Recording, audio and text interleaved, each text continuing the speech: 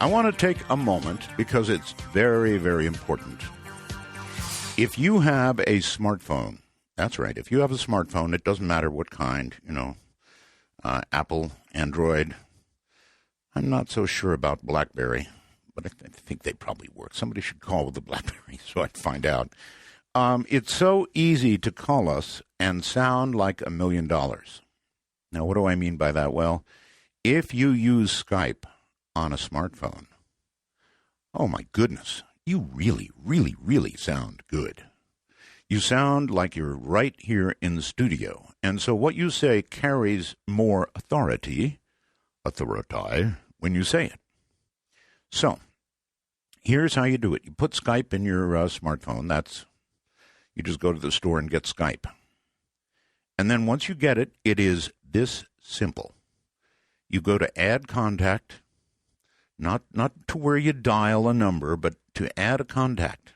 There's a little plus sign in Skype. And you add me. And how do you do that? You, if you're in North America, or Canada, you add me by putting in MITD 51. That's Midnight in the Desert, MITD. It's not case sensitive, 51.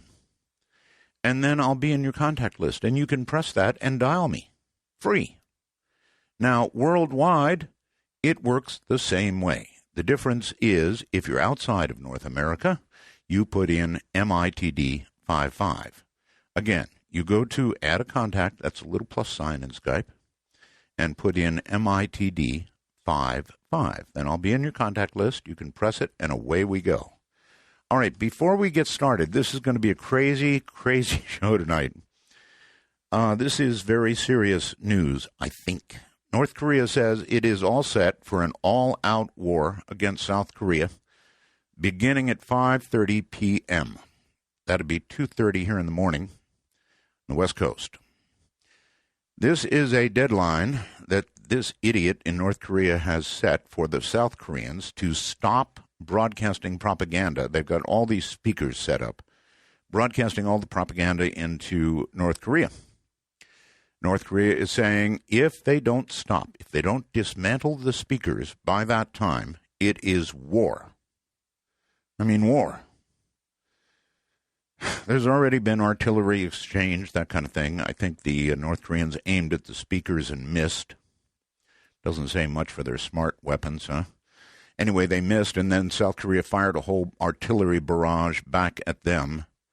And now there is this deadline. And, this maniac in North Korea, you cannot tell if he's serious, but giving a time deadline sounds serious. The U.S. actually suspended the exercises it was doing for a period of time with South Korea because they consider it that serious. So, it could be the same old baloney from North Korea, or it could be a war just after I get off the air.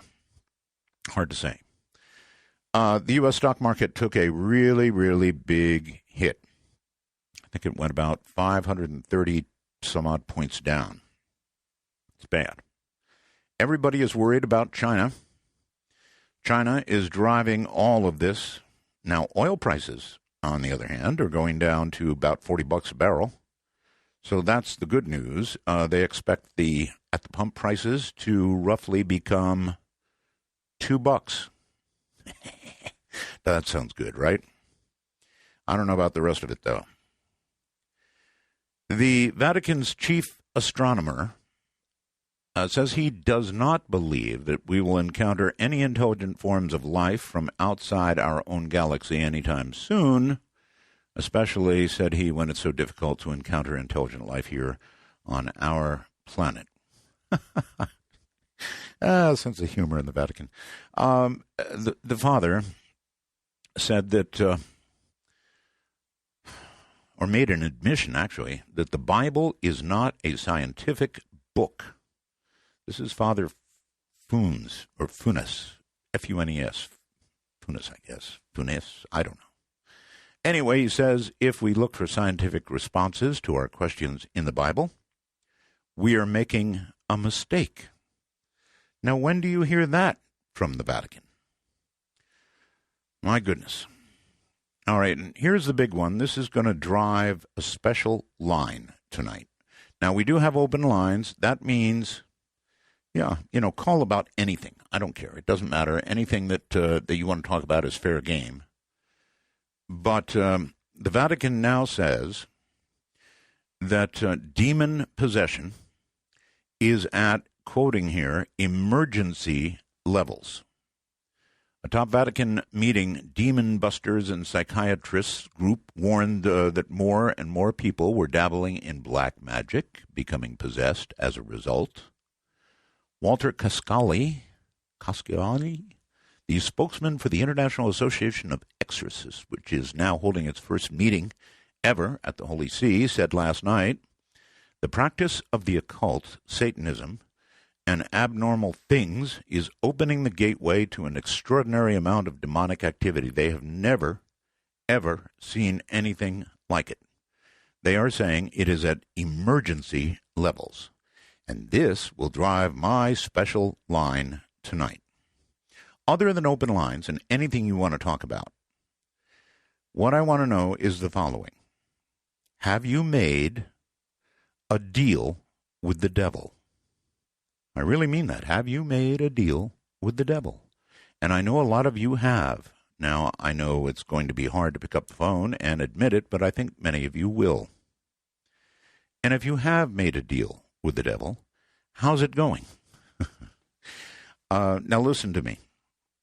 Contrary to what you may see in the movies, there's not going to be some guy with horns, glowing red eyes, coming to see you, with a piece of paper to sign. Doesn't work that way. You can make a deal with the devil by doing it in your head. You can say, I want $1 million, and I am willing to, this is just rehearsing, so if you're out there, devil, don't take this seriously. I've got my $1 million. I'm willing to sacrifice everything, anything, whatever, to get there. And once you have done that mentally, you have made a deal with the devil. You have. Believe it. Doesn't have to be a signed document. This is something you do in your own mind and your own soul. And I think that it is irrevocable. I think you cannot, once you've made this deal, revoke the deal. It's interesting. I had this topic up on Facebook, and I got a response before I even went on the air from Gary, who is writing from the Czech Republic.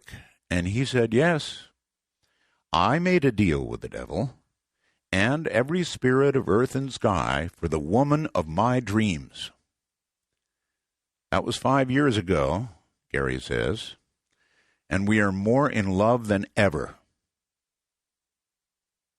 But it has cost me everything. Tough one. He may call in tonight. I hope he does, because that's exactly what I'm talking about. This is a pact you make in your own mind. And again, I don't know this for sure, but I'm pretty sure it's irrevocable. Once you've made it, you may get what you wanted, but I don't think you can take the deal back. All right, so here's a quick rendition of the numbers, and then away we go. Are you ready? My public number, the one all of you can use, is area code 952-225-5278. Again, area code 952-225-5278. Put a 1 in front of that, of course. Now, if you have made a deal with the devil, I'm going to give out a number right now, and that is area code 575-208-7787. Got that? Devil doers, have you got that? Area code 575-208-7787. With all that said, I know it's hard. It's really hard. Well, there it's ringing again. So let's give it a try. Let's see what we get. You are on the air. Hello. Hello. I was actually just wanting to make a comment about something that you had said. Wait a minute. You're calling the I made a deal with the devil line. Oh, okay. I can't say it here then. No, you can't. Not unless you made it. Did you sound like you might have made a deal. Did you? No. I oh, just come on wanted to now. say that. Come on, you dialed the number. You must have made a deal. Think back. Think back in your life now. There was never a time when you said, "Oh, God, no matter who it is, I don't care. I'll make a deal if I get so and so." No. All right, then I have to ban you from this line. Okay, thank you. Yeah, you're welcome. It was a pleasure. Let's go to Shane on Skype. Hello, Shane. Hey, Art. Thanks for taking my call. You bet. I'm amazed, first of all, how clear it sounds when I'm on hold, even on the Skype thing. Well, yeah, I know. It's astounding, actually, audio. Where are you? I am in Colby, Kansas. And what are you talking to me on? I'm talking to you on an iPhone. Now, see, case in point, folks. And I don't even have the iPhone 6 like you've got. I got the iPhone 5S. Well, they make good products, sir. Yes, they do. Even if their stock took a giant hit today, by the way. So did everybody yeah, else. I saw that. But they still make good stuff. I wanted to talk to you briefly. One of the most fascinating subjects I've come across in my life is Area 51. I can't read enough about it. And I heard you talking a couple weeks ago on the show about a caller that you had years ago who flew an airplane in there. And I found it on YouTube, and I listened to that. That's right. I got to say, I think it's real. Oh, me too. I listened to that thing over and over, and I really think the guy did it. Now, my question is, did you ever hear anything about that guy? No, and I don't like losing listeners that way either. I really don't. No. I mean, I think he probably went down in flames, more or less. Well, yeah, because the government wouldn't say that somebody flew a plane into Area 51. Look here, I live right next to Area 51. I can tell you the signs are very clear.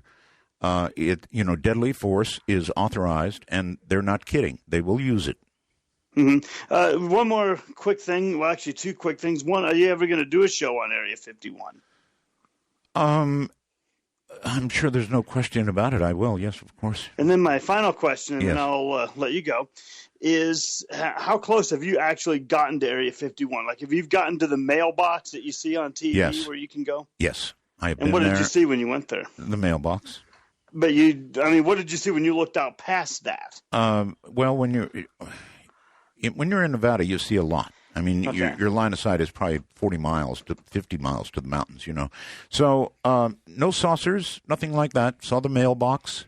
Thought about going further and didn't. That sign is really effective. When it says they will use deadly force, they will. And so, you do it and let me know how it goes.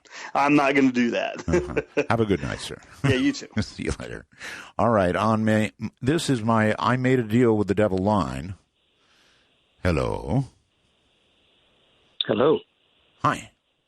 So do I have the real thing here? Have you actually at some point made a deal with the devil? Well, I went through a process that I thought was going to do that. I can't tell you with any certainty what degree of success came around from that, but I certainly went through a process, and some very scary things happened as a result of that. So, well, okay. Why did you? Most importantly, why did you decide to make the deal? I don't know. I guess I was very young at the time, and I felt powerless. Mm-hmm. And I felt like maybe this would be an opportunity for me to get out of economic oppression and several other things that I saw as my future at that time. I had medical conditions and poverty and things I wanted to escape. I get it. So, what was your wish at the time? You wanted economic prosperity. You wanted money. Well, in actuality, I had already done a couple of candle magic things that I had learned by purchasing books at a New Age bookstore for money, and that had kind of worked, and a girl, and that had kind of worked. I'd seen some results from doing those repetitive meditative things around that. Right. So the actual request that I had at that time was, I know this is silly, but the ability to levitate another human. To levitate, not yourself, but another.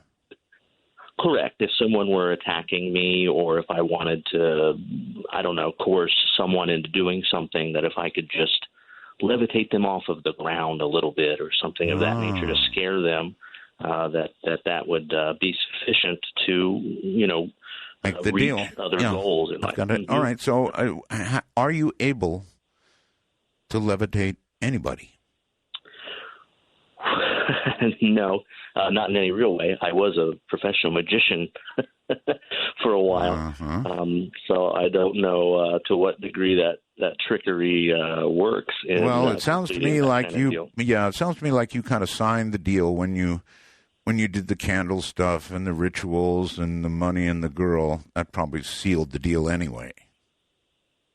Well, what was very strange for me was I had purchased a prop skull made of plastic from a Halloween store or whatever, yes. And I had a large black candle that I placed in the top of it, and I went through this process. I used a communion wafer, but it wasn't a communion wafer that had been blessed or anything. It was just something I purchased at a Christian bookstore, and I had prepared that and written a request on a piece of paper and burned it over that candle, whatever. We're talking serious ritual here.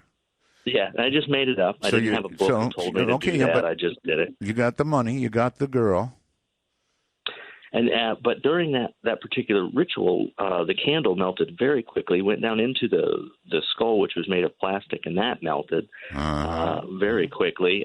Further evidence I woke up. Further evidence, sir, the deal was consummated.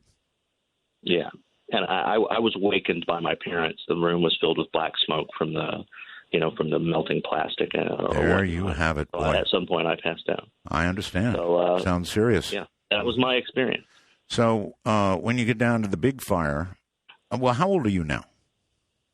I'm 41 now. I was 41. Probably around 17 at that time. I see. So let's see, another 30 or 40 years easily is yours, maybe even 50. And then, well. No, actually, I have kidney disease now. I'm about 19% kidney function, so okay. I'm approaching end of life. Another 10, maybe 20 years, and then. Okay. Listen, I wish there was a way you could, when you meet your, what would be the right word? Normally you would say maker, but I guess your business partner. That'd be more like it. All right. Well, thanks for the call. I appreciate it. Very honest and very straightforward. There you have it. He cut his deal. I told you there'd be people. I told you. So the deal line, if you made a deal with the devil, it's area code 575-208-7787. Let's go here on the phone and say hello there. Hello? Hey, Art. Yes, Michael hey. From Lake Charles. Lake Charles, Louisiana. Yes, sir. How are you? I'm just fine. I've been on hold, so I haven't been able to be hearing the show. I've had my radio off, but Well, you should be able to hear it on hold. No, there was nothing on hold. Really? Yeah, nothing. No, wait a minute. I'm going to put you on hold, and I'm going to count to 4, and you tell me if you hear me, okay? 1, 2, 3, 4. Did you hear that? Nothing. I beg pardon? Nothing. You did or didn't? I did not hear anything. It's just silence. Oh, man, that's not cool. That's not cool. You're supposed to be getting program audio when you're on hold. Sure was. There's none at all. Okay, that's thank you for informing me. Yeah, that's fine. I'll ask the next caller as well. What can I do for you? Hey, I just wanted to first of all welcome back, and I wanted to thank your family for allowing you to come back, because I'm sure that's a sacrifice on all your parts. Well, you're right. It is, and I want to thank my family for it, too. They miss me, and, doing a radio program takes more than you think it does. People think, 3 hours, come on, anybody can do that. No, it takes preparation. It takes a lot. Well, we thank them because we get to reap the benefits of having you. Well, thank you. Yes, sir. I wanted to tell you about an experience that happened years ago. We saw a craft, per se, in my parents' backyard. This was probably 20 years ago. In the middle of the night, my sister had gotten up from her room and went through their living room, going to the kitchen, and they had a huge plate glass window, and she sees this disc shape seemingly about 2 foot in diameter, circular, that seems to be floating. I don't know how much time you have. Well, not a lot. I mean, you've got to get to it. So, okay, a disc, as in flying saucer. Seemingly. Yes, and okay. It's seeming to be floating and hovering, going up and down a little bit. It's got a green light, and it's foggy. It's a foggy night, and the green is just illuminating the ground. And occasionally it has a red flash of light on it. So we watched it for quite some time. My parents got up. They watched. Tried to take pictures. We looked at it. My grandfather, who lived about 15 minutes away, my dad called and said, "You've got to come see this." We drove over, and then it turned into, "What do you do? Now we're seeing this. What do we do with this?" My grandfather had some friends that worked at the sheriff's department, and he decided that we needed to call the law. So they came out and got out there with the bullhorn and talked to it. Said, so they're yelling up at a flying saucer with a bullhorn? Please state your business. Wait a minute. Okay, stop. You're telling me the cops came out with a bullhorn. They're yelling at the saucer to please state your business, or what? They just wanted to know what's going on. Shine the lights on it. And let me fast forward, because I know you're short on time, all the way to the end. Did they draw their guns? No guns were drawn, but by the end, Wildlife and Fisheries was dispatched to remove their mosquito trap that they had placed on my parents' property without permission. You're telling me that's what it was? That's what it turned out to be. Oh, good Lord. But everybody was up all night long, and it was a fun night. Yeah, I'm sure it was. All right, thank you very much for the call. And the story that I thought went somewhere, and can you imagine? Come down now or we're going to shoot. On my I Made a Deal with the Devil line, you're on the air. Hello. Hey, Art. Hey. It's Lewis from Well, you don't have to say where you're from, Lewis. You did make a deal with the devil, right? I did make a deal with the devil when I was younger. When I was around 21, I'm kind of embarrassed, but that's all right. I wanted a lot of sex with women. How's it gone? It went very well. I had sex. Lots and lots of it. Really? Lots of it. You made this deal at what age now? I was 21 years old, Art. 21. I'm embarrassed to say. No, it's all right. I understand. Sex is a very strong, I guess compulsion would be the right word. And so you basically said, look, you give me all the women or whatever women I want, and I will give you my soul. Dark Matter News.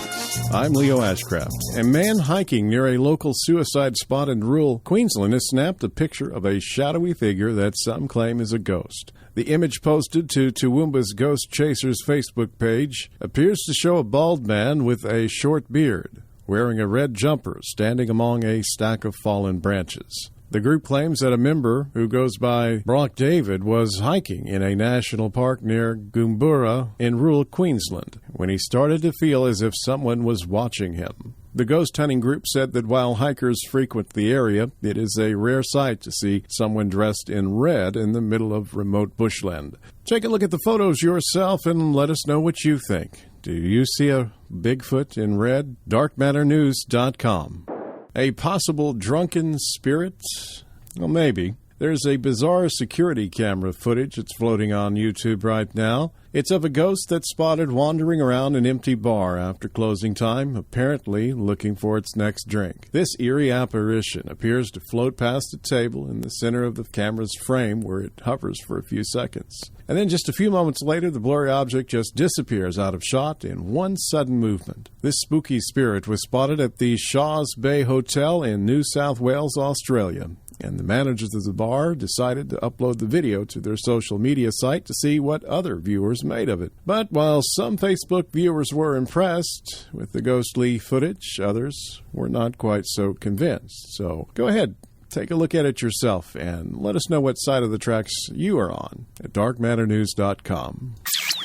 Police are seeking clues to the whereabouts of a corpse of a 25-year-old woman stolen from a casket after her funeral at a San Antonio chapel last week. Mission Park Funeral Chapel is offering a $20,000 reward for information leading to those who took Julie Mott's body sometime between her August 15th funeral and the next day, when her corpse was discovered to be missing. Regions of the United States that experience dry winters and anticipate lower than average snowfalls have turned to a technology known as cloud seeding. This helps maximize precipitation. Nevada and Idaho are among 10 states using the 50-year-old technology in hopes of lessening future droughts. Cloud seeding works by releasing particles of silver iodide into the atmosphere either by plane or by a ground-based installation in higher altitude. The particles give water molecules more to latch onto in existing clouds and can increase precipitation by as much as 10% over the course of a season. Cloud seeding, though, cannot create clouds, and it only works at temperatures under 20 degrees Fahrenheit. The state of California had 13 cloud seeding programs during the 2002-2003 season. A 2005 report from the California Department of Water Resources estimated that the cost to fund the precipitation enhancement program would be $177 million through 2030.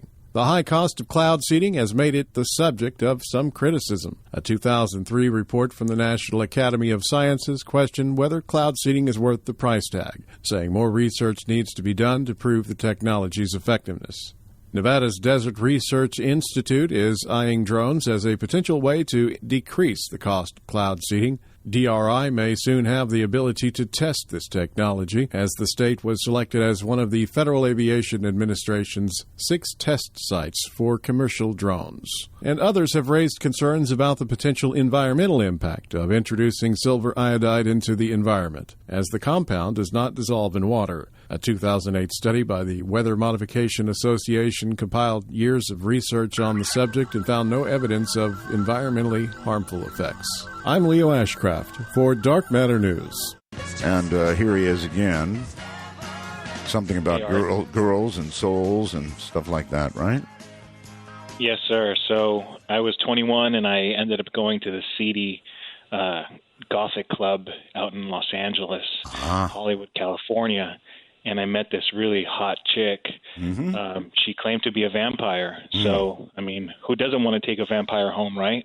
Oh, absolutely. She sucked real well, clearly. I mean, all she did was suck, so it was just great. Uh-huh. So I ended up taking her home, and when she was at my place... Now, remember, you got to keep your language clear here. Yes, sir, of course. I took her home, and she pulled out a vial of blood, and she wanted me to drink some with her. So that's what I thought.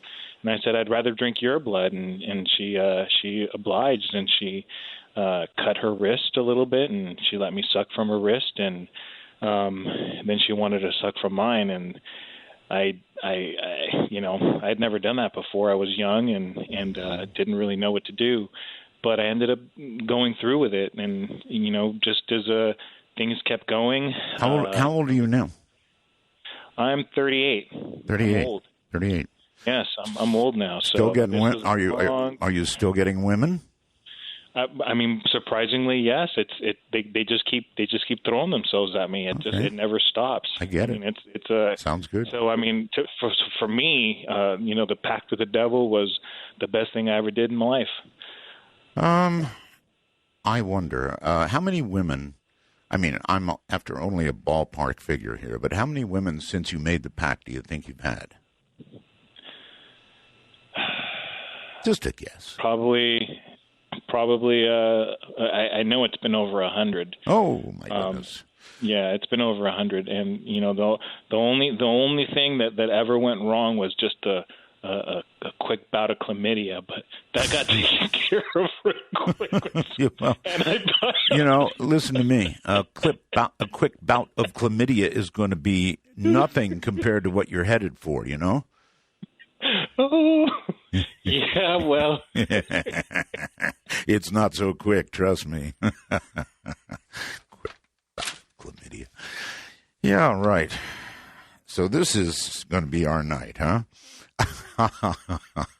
People who have made a deal with the devil. Area code 575-208-7787. Listen, let's go make that look like a walk in the park. Hello there on Skype, James, I believe it is. I don't even know how to follow that up. I don't know how to follow it either. Back away from your mic a little. You're too loud. No problem. There you go. Well, Art, it's really good to have you back on. Thank you. It's good to be here. I grew up listening to you late night at 36 now, and I've been listening to you ever since I heard you first on the radio back in my teens. Uh-huh. You know what's going to happen to that guy who was just on? He's going to get down there, and they're all going to be down there waiting for him, and every single one of them is going to be diseased. It's absolutely hysterical. It's a great line for tonight, I think. It is. And listen, my devil line is ringing off the hook. So. Yeah, no kidding. Yeah. One quick question. The audio, I have to say you and Keith have done a fantastic job. Thank you. It's better than anybody else is doing via radio or online, and it just sounds great. So my question along those lines is, what type of headset are you using? It is a German headset. I really shouldn't go beyond that, but I use a headset mic. That way I can move around in here, and I'm always the same distance from the mic, so it doesn't sound weird when I move around. Well, it sounds great. Again, we're just glad to have you back on the air. All right. Well, thank you. I do have one quick thing, though. Yes. I did a little road project out there close to Area 50, close to the Roswell incident. Oh. Roswell's closer to the incident was actually closer to a city called Corona than it is to actually Roswell. Did you bring back any souvenirs? I went out there, and it has got to be about the calmest place I've ever been. There's nobody for miles around. The wind blows, and that's about it. And it's a very calm, soothing, relaxing place where you can see the stars. No, even the birds don't chirp. No, actually, you don't hear birds. You don't hear birds. That's because it's really completely dead, sir. It's a dead zone. That is a little true. They have dead zones at sea, and down there, I'm sure they've got one on land. That's true. All right, brother. Appreciate your time and that you're back on radio. We appreciate it. Thank you so much. And, whoever it was couldn't hold. We had yet another I Made a Deal with the Devil caller. And these are serious, really serious. As I mentioned at the beginning of the program, it doesn't mean that you have to meet with a horned one. It doesn't mean that you have to actually sign a paper. It doesn't work that way at all. In fact, it's much more of a subtle thing, as you've been hearing from these callers. In your own mind, you can do it. You can say, "Look, I want this. I want all these women. I want all this money, whatever it is you're going to make the deal for," and you can seal that deal in your own mind. And trust me when I say it is irrevocable. So if you've made a deal for women, you might as well, go all out, as it were. I don't know about that last caller. Too many TV shows. Hello there. You're on the air. Hey, hi. This is Tom from Florida, and it's many Roswells, and it's a great honor to speak with you, sir. Thank you. Yeah, I just wanted to bring up first, I wanted to state a comment and then give you an experience I had. Okay. The comment I have is it goes back to your question of, if there are time travelers in the future, where are the time travelers?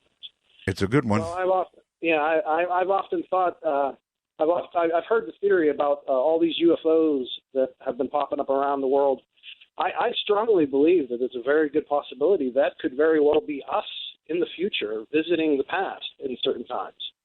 And even experiences people have with these gray aliens. And they also experience humanoids with the gray aliens.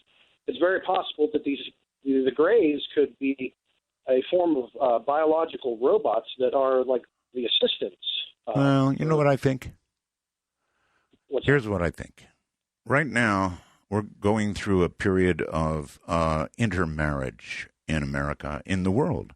I mean, you see people married to, my wife is Filipino. You see people married to Mexicans, to people from South America, Europeans married to Asians. We're getting this great mix that's going on, and it's accelerating. It's going faster and faster and faster. And I think that eventually we'll all be grays. Yeah, that's, and there could be, I'm just going back to the whole, like, people experiencing also humanoids. I think we'll all be grays, sir, with somewhat Asian eyes. Think about it. Yeah. I mean, if we continue intermarrying the way we're doing, we will be grays with somewhat Asian eyes. And I'll leave that thought with you. Yeah, and the atmosphere of the Earth could change by then. That I mean, that's evolution. That's evolution, is right. Yeah. The experience I had was in a house I lived in when I was a teenager up in New York. I believe it possibly had paranormal activity in it. The reason why I say that is I remember one morning I was sleeping in my bed, and my dad he'd be getting up to go to work and everything. Normally he would come in before he'd leave to say goodbye to me. Well, I was laying there, and I heard him going in from out of his room to the kitchen and all that. Right. And the door, like, I had my eyes closed, but it seemed like the door to my room opened, because you know how you can sometimes see even with your eyes closed, you can see the room brighten up a little bit. Sure. Well, yeah, I got that sensation, and I looked over at the door, and I saw a shadowy figure of a man who I thought was my dad. Yeah. I didn't really see features of him.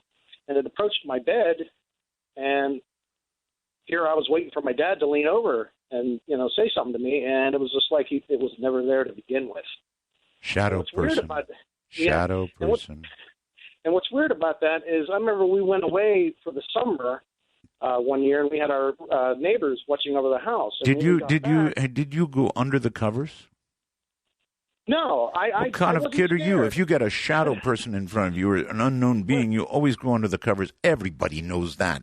I thought it was my dad. I wasn't scared. I expected it to be my dad, but it wasn't. It was like it wasn't there to begin with. All right. Anyway, we went away for the summer, and when we got back, the neighbors they wanted to tell us something, and their little daughter, I remember her pointing up. Just her parents said, "Tell them what you saw," and she pointed up at my bedroom window. It happened to be my window of our house, and said, "I saw an angel looking out at me." An angel, huh? And and then if you think about it, how would a little kid, experience something like describe something like that? You know what I mean? It just gave me chills, and there were other little things that happened. It wasn't. Well, that one's not so bad. An angel is good. Unlike when I go to this line and I meet somebody who has made a deal with the devil. Turn your device down, devil dealer. Come on, turn it down. I'm really sorry about that, Mr. Bell. I'm in the car. I'm actually driving home from work. You know you're not supposed to be talking and driving, right? It's an absolute honor to talk to you, Mr. Bell. Thank you. And a couple of days ago, you had... Wait a minute. Have you... Hold on. I'm not going to let you go on. You got to listen to me. Have you made a deal with the devil? No. I'm leaving the line. If they won't pause to talk. He was trying to get a story in, but it obviously wasn't the deal that I'm looking for. On Skype, I've got Matt. Hello, Matt. Oh, Art Uber Roswell's from New Orleans. Thank you. How's New Orleans, by the way? I wanted to tell you about 10 years ago this week, I was listening to you as Hurricane Katrina approached. I believe you were talking to a friend of yours that worked at a Lake Charles station, right? That you hunted tornadoes with. Yeah, that would be Lynn Whitlake. Exactly. Something I relate very much to that storm. Just hearing you, I guess, probably a few hours before the storm hit. But it's kind of funny that, Danny's kicking up out in the Atlantic right now, almost 10 years to the date when Katrina. Currently Category 3, but nothing to be concerned about. It's going to run into a wall of dry air and dump a little bit of good rain on Puerto Rico, and that'll be about it. Yes, well, that would be a great outcome for everybody. I had a question, Art. I wanted to know if you were going to have possibly Michio Kaku on in the future, one of my favorite guests you've ever had. Oh, yes.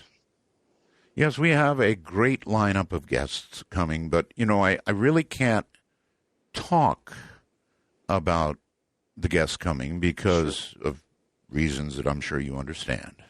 Sure, and I was just curious. I've always been a real big fan of Neil deGrasse Tyson, and I know he's never been on your show, and I was wondering, is there a reason for that, or do you have plans to maybe get him on in the future? I have plans, yes.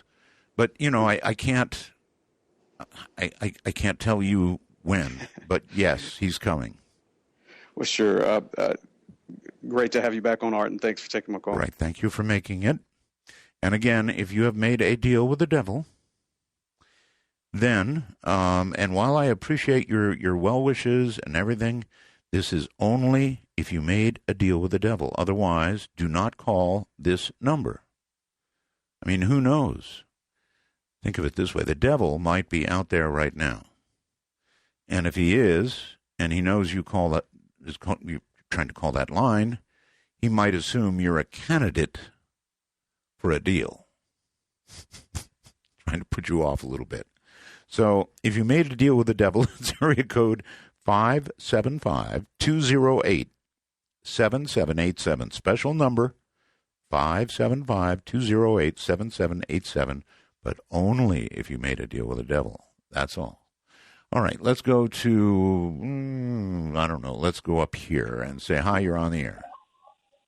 Hey, Art. Good to talk to you, buddy. Hey. So I want to confirm that while you're on hold, you're definitely not getting any audio from the show. So that's probably why you got to. Man, I so don't get that. When I was in a break, I called one of the lines myself, and I was hearing the show.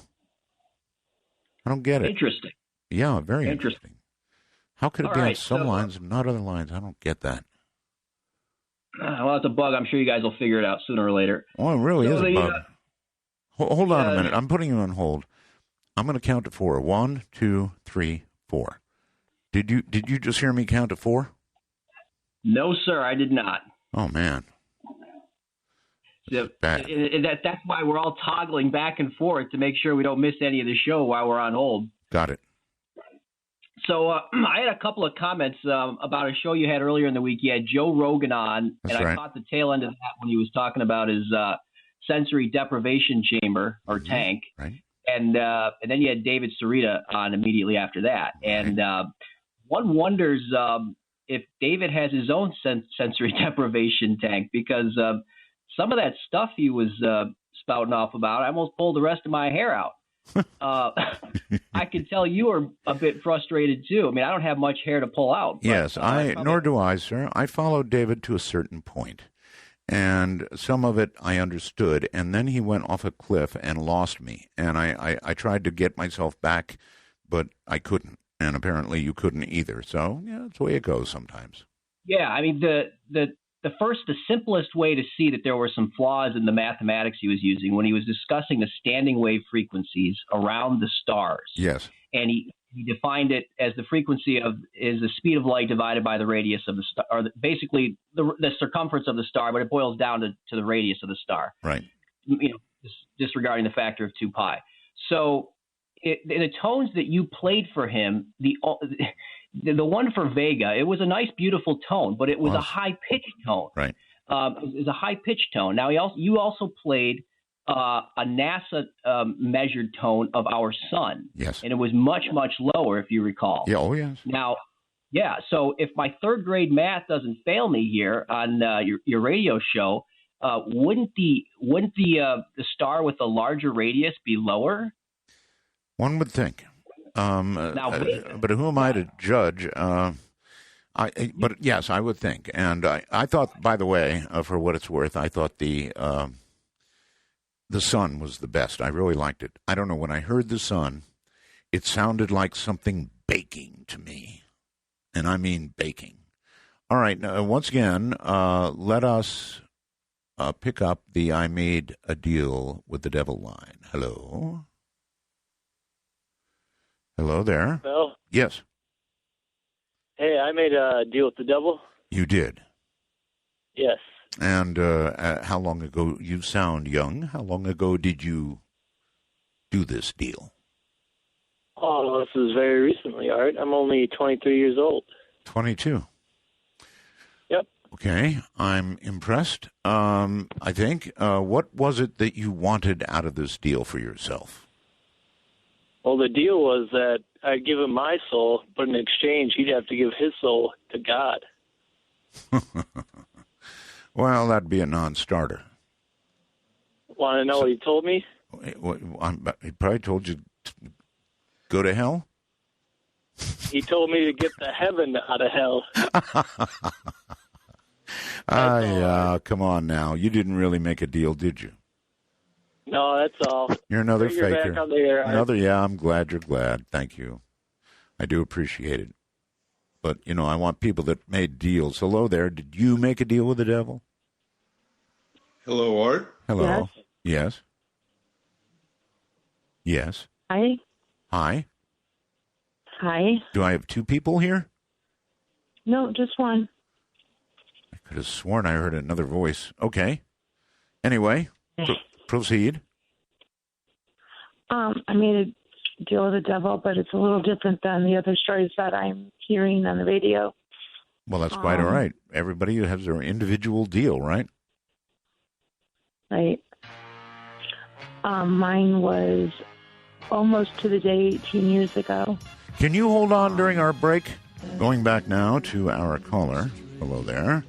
You were telling us you had made a deal with the devil, right? Yes. Okay. Anyway, 18 years ago, actually, on September 27th, it'll be 18 years. I was in the middle of childbirth, and it looked like neither of us were going to make it, and I'm not a religious person.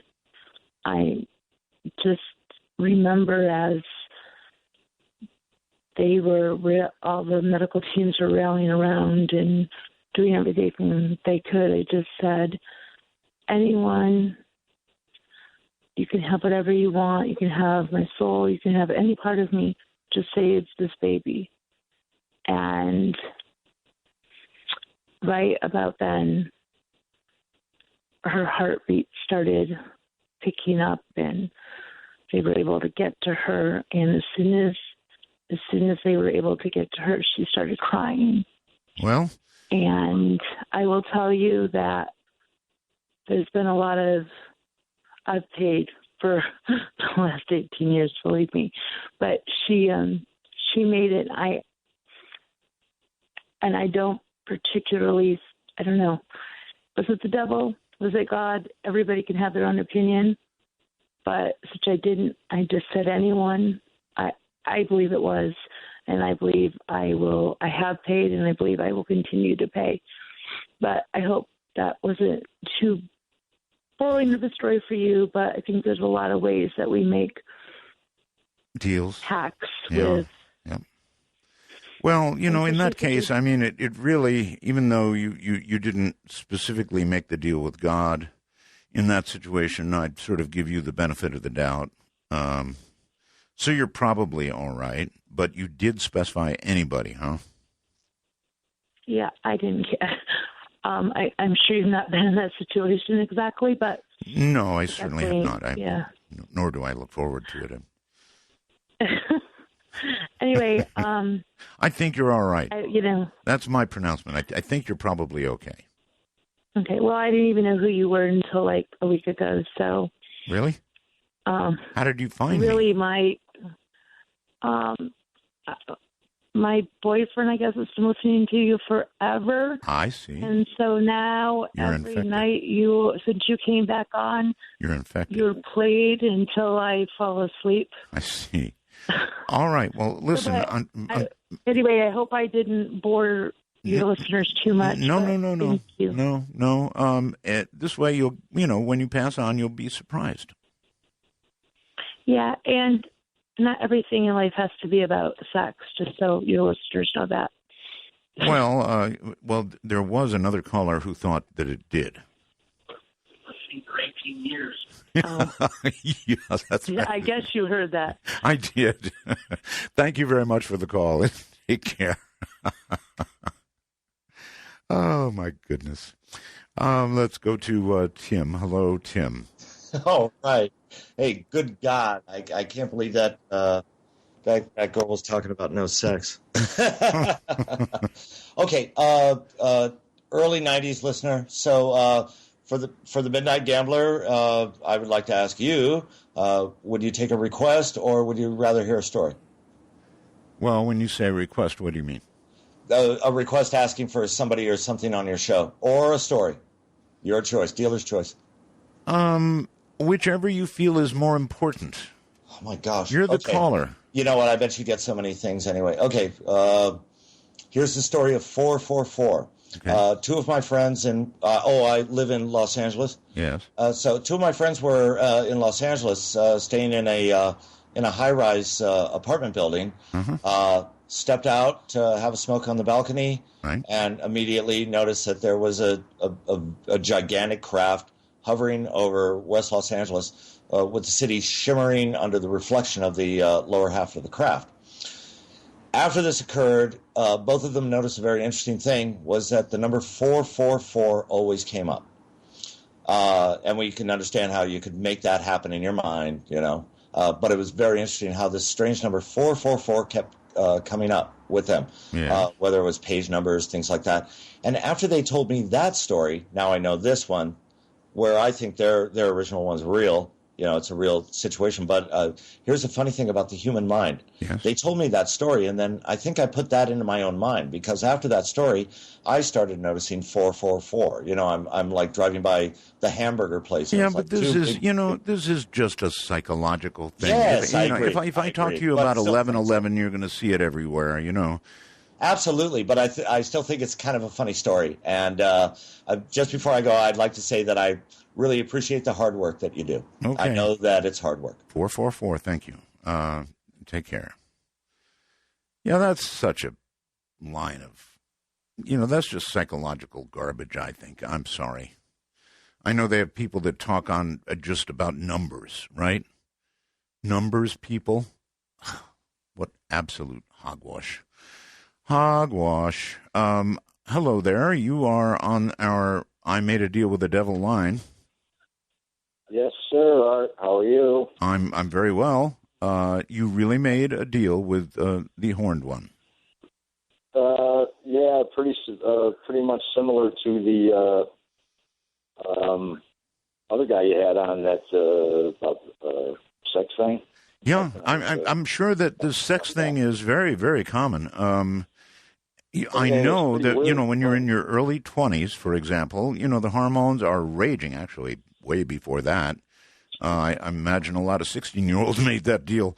It's weird that you have this topic tonight, because just yesterday I have subscribed to you, like on YouTube. Yes. Arbel, and I was listening to all your conversations with Father Malachi, and it was kind of like weird. I started thinking about this. I haven't thought about it in years, and.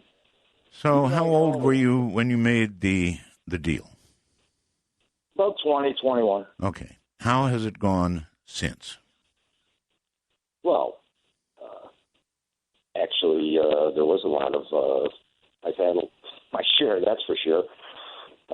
But it's kind of like with the curse, because there was all kinds of, drugs and alcohol involved. Oh, yes. Mental health issues. Oh, yes. We got that from the other caller too. So, do you at this point, do you regret the deal, or do you look forward to a continued life of debauchery? Well, I'm 60 now, so hopefully I just turned 60. So I'm 70. Well, yeah, but I'm not. I still look forward. Knocking it, but yeah. So do I. But it's just that Yes. I'm on Social Security now, so and you're on Social Security at 60. Yeah, I get. I was unable to work. It took years. Well, because of, like I said, the mental health issues. Yes. Okay. Well, so you're still raging away with the women, eh?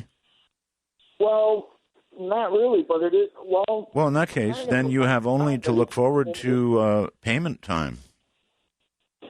Well, here's the thing. When I was listening to the, like I said, the thing with Father Malachi Martin. Yes.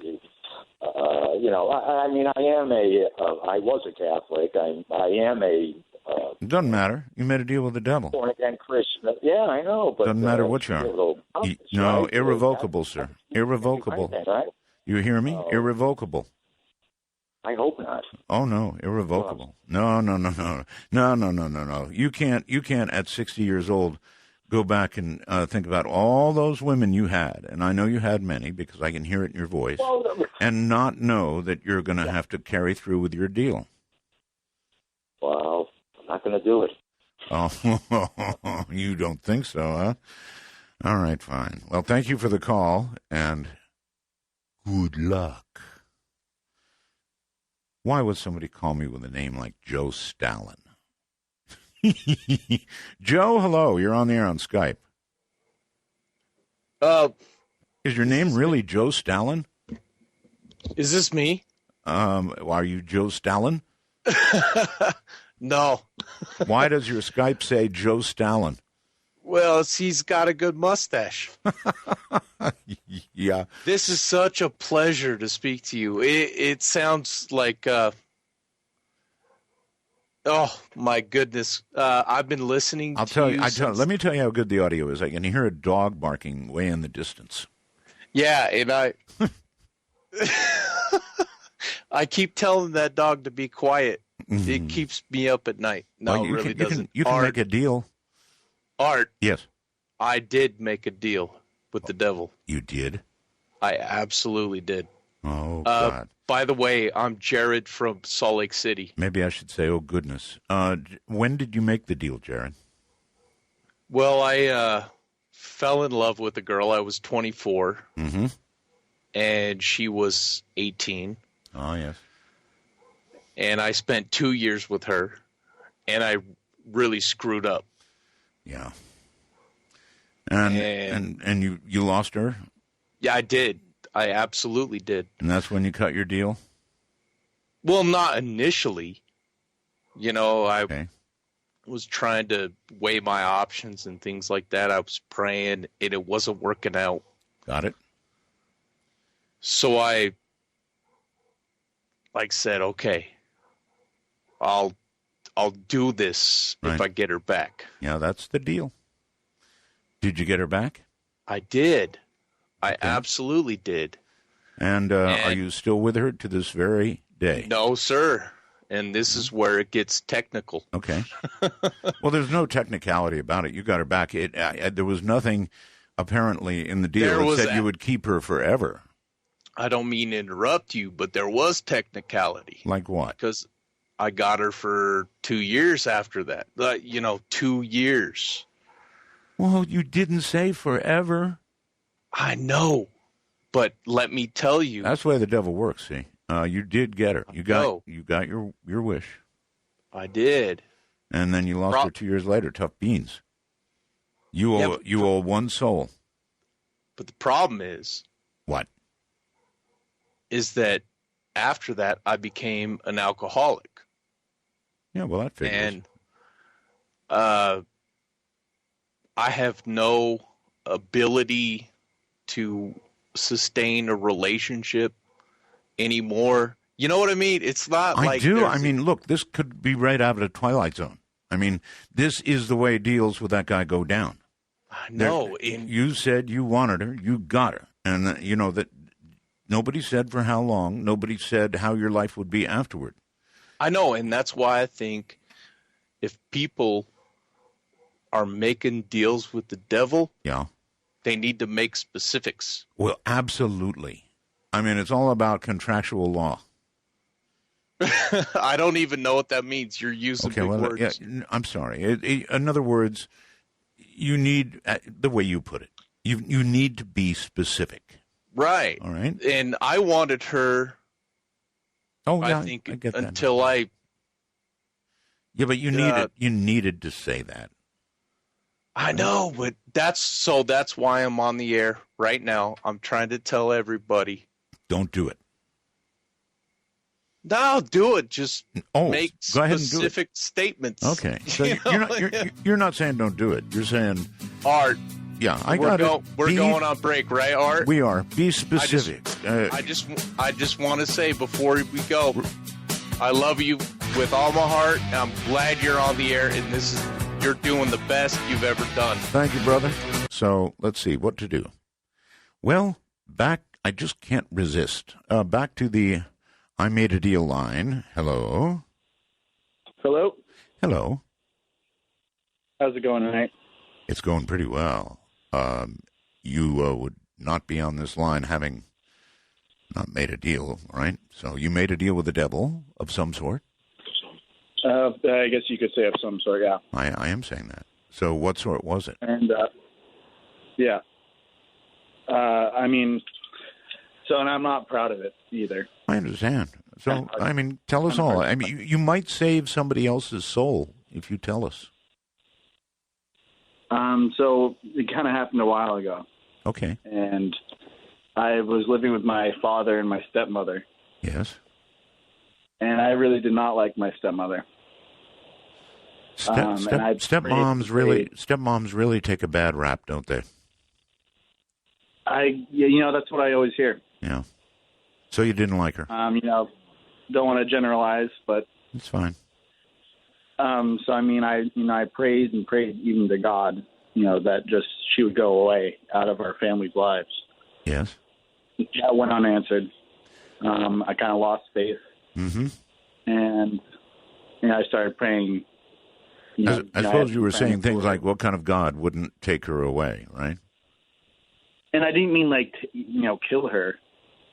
I just meant let our family be at peace. Okay. And so, dare I ask, what happened to stepmom? She's no longer with us. So, again, we have a case of somebody perhaps not being too specific. Me? You.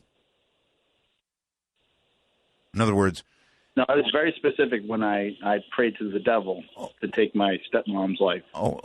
You did pray to take her life? Yes. Oh, my. And how long was it after you did your prayer that she expired? Maybe 3 or 4 months.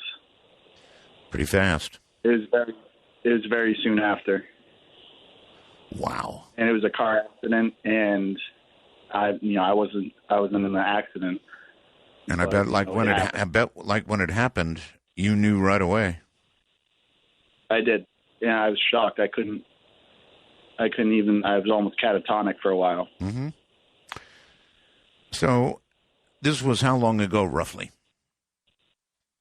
This is precisely 3 years ago. 3 years ago. Okay.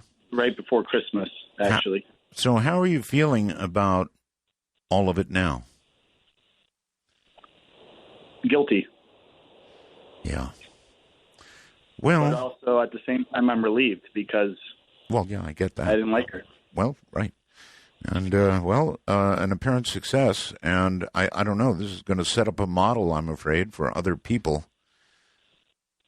Yeah. I mean, I don't want to. Yeah. Do you have any advice for anybody else who might be considering a deal like the one you did? I mean, it goes back to, be careful what you wish for. even though I got what I wanted, it kind of haunts me, and I feel like I'm kind of. Well, I mean, this is hard for me to even talk about right now. I understand, but I said kind of. I mean, of course it haunts you. It's probably something with you every day now. Any ideas, any thoughts on what it's going to be like? I mean, for you. Going forward? Well, going... Afterlife? Going down. Yeah. I don't even want to think about that, really. I wouldn't want to think about it either. I did a story, it was a number of years ago. This would be such a good life lesson for you if I could possibly find it. See, I can actually stand up and walk around in the studio. You're hearing me just fine now, right? Yeah, I can hear you loud and clear. Okay, cool. Oh, let me see. Do I have time to do this? Yes, I do. So the Russians, many years ago, actually dug a hole deeper than mankind has ever gone before, and they dropped a microphone in. I've got a wire story to back this up that I can't read right now. It was in Siberia, actually, to be honest with you. Yeah. They dug a hole, and they lowered a microphone down into the hole, and here's what they heard.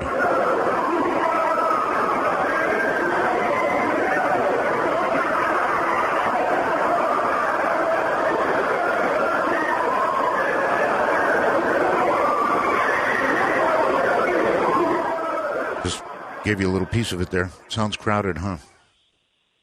Yeah. So, and I'm not saying that that's what it's going to be like. All right, well, listen, thank you very much for the call. And, all right, let's go to Jason, I believe it is, on Skype. Hello, Jason. Hello. Hi. Hey, I'm a big fan. Thank you. I just wanted to know if you'd seen a movie called, it's a time travel movie called About Time. Oh, why doesn't that sound familiar? The premise? Basically, a family has the ability to time travel, and I guess like when the male turns 18, his dad tells him that he can go back in time. Huh. It's really good. Came out like maybe 3 years ago or so. Right. I really don't think I've seen it, and I thought I've seen every time travel movie that was ever out there. Apparently not. It's really good. It's not, super sci-fi. It's more like it's a romantic movie, and tells a good story and everything too. So real good movie. Right. Well, there was also another romantic one called Somewhere in Time. You know about that, right? Yes. Christopher Reeves, Jane Seymour. Man, what a movie. Yeah, I haven't seen that in a long time. I just, there's something so utterly, incredibly romantic about the possibility of travel in time. I love it. I absolutely love it. Anyway, appreciate the call. Also, a guest suggestion. Yes. I know he has his own show, but are you ever going to have Richard Hoagland on with you? Oh, sure. Okay. Sure. The real problem, of course, is that I'm on for 3 hours. And then Richard follows with 2 hours after that. So if I had him on, he'd be on for a total of 5 hours. He could probably talk about 24 hours straight. So Richard can do that. It's true. Have you had an opportunity to sample his show yet? Once or twice. So I'm on the East Coast, so that's like 3 a.m. I'm about done at that point. So right. Well, that's why we have the Richard has a $5 subscription, and he dispenses a very great deal of wisdom and science. It's really actually quite a good show. It's a different Richard Hoagland than you're used to. Let me put it that way. Oh, okay. Well, yeah, I'll check it back out. He's, don't get me wrong, still the same Richard Hoagland, but different because he's more relaxed, and it's just really a cool show. Check it out, all right? I will, thank you. All right. Well, this time it is a break, so. Dark Matter News. I'm Leo Ashcraft.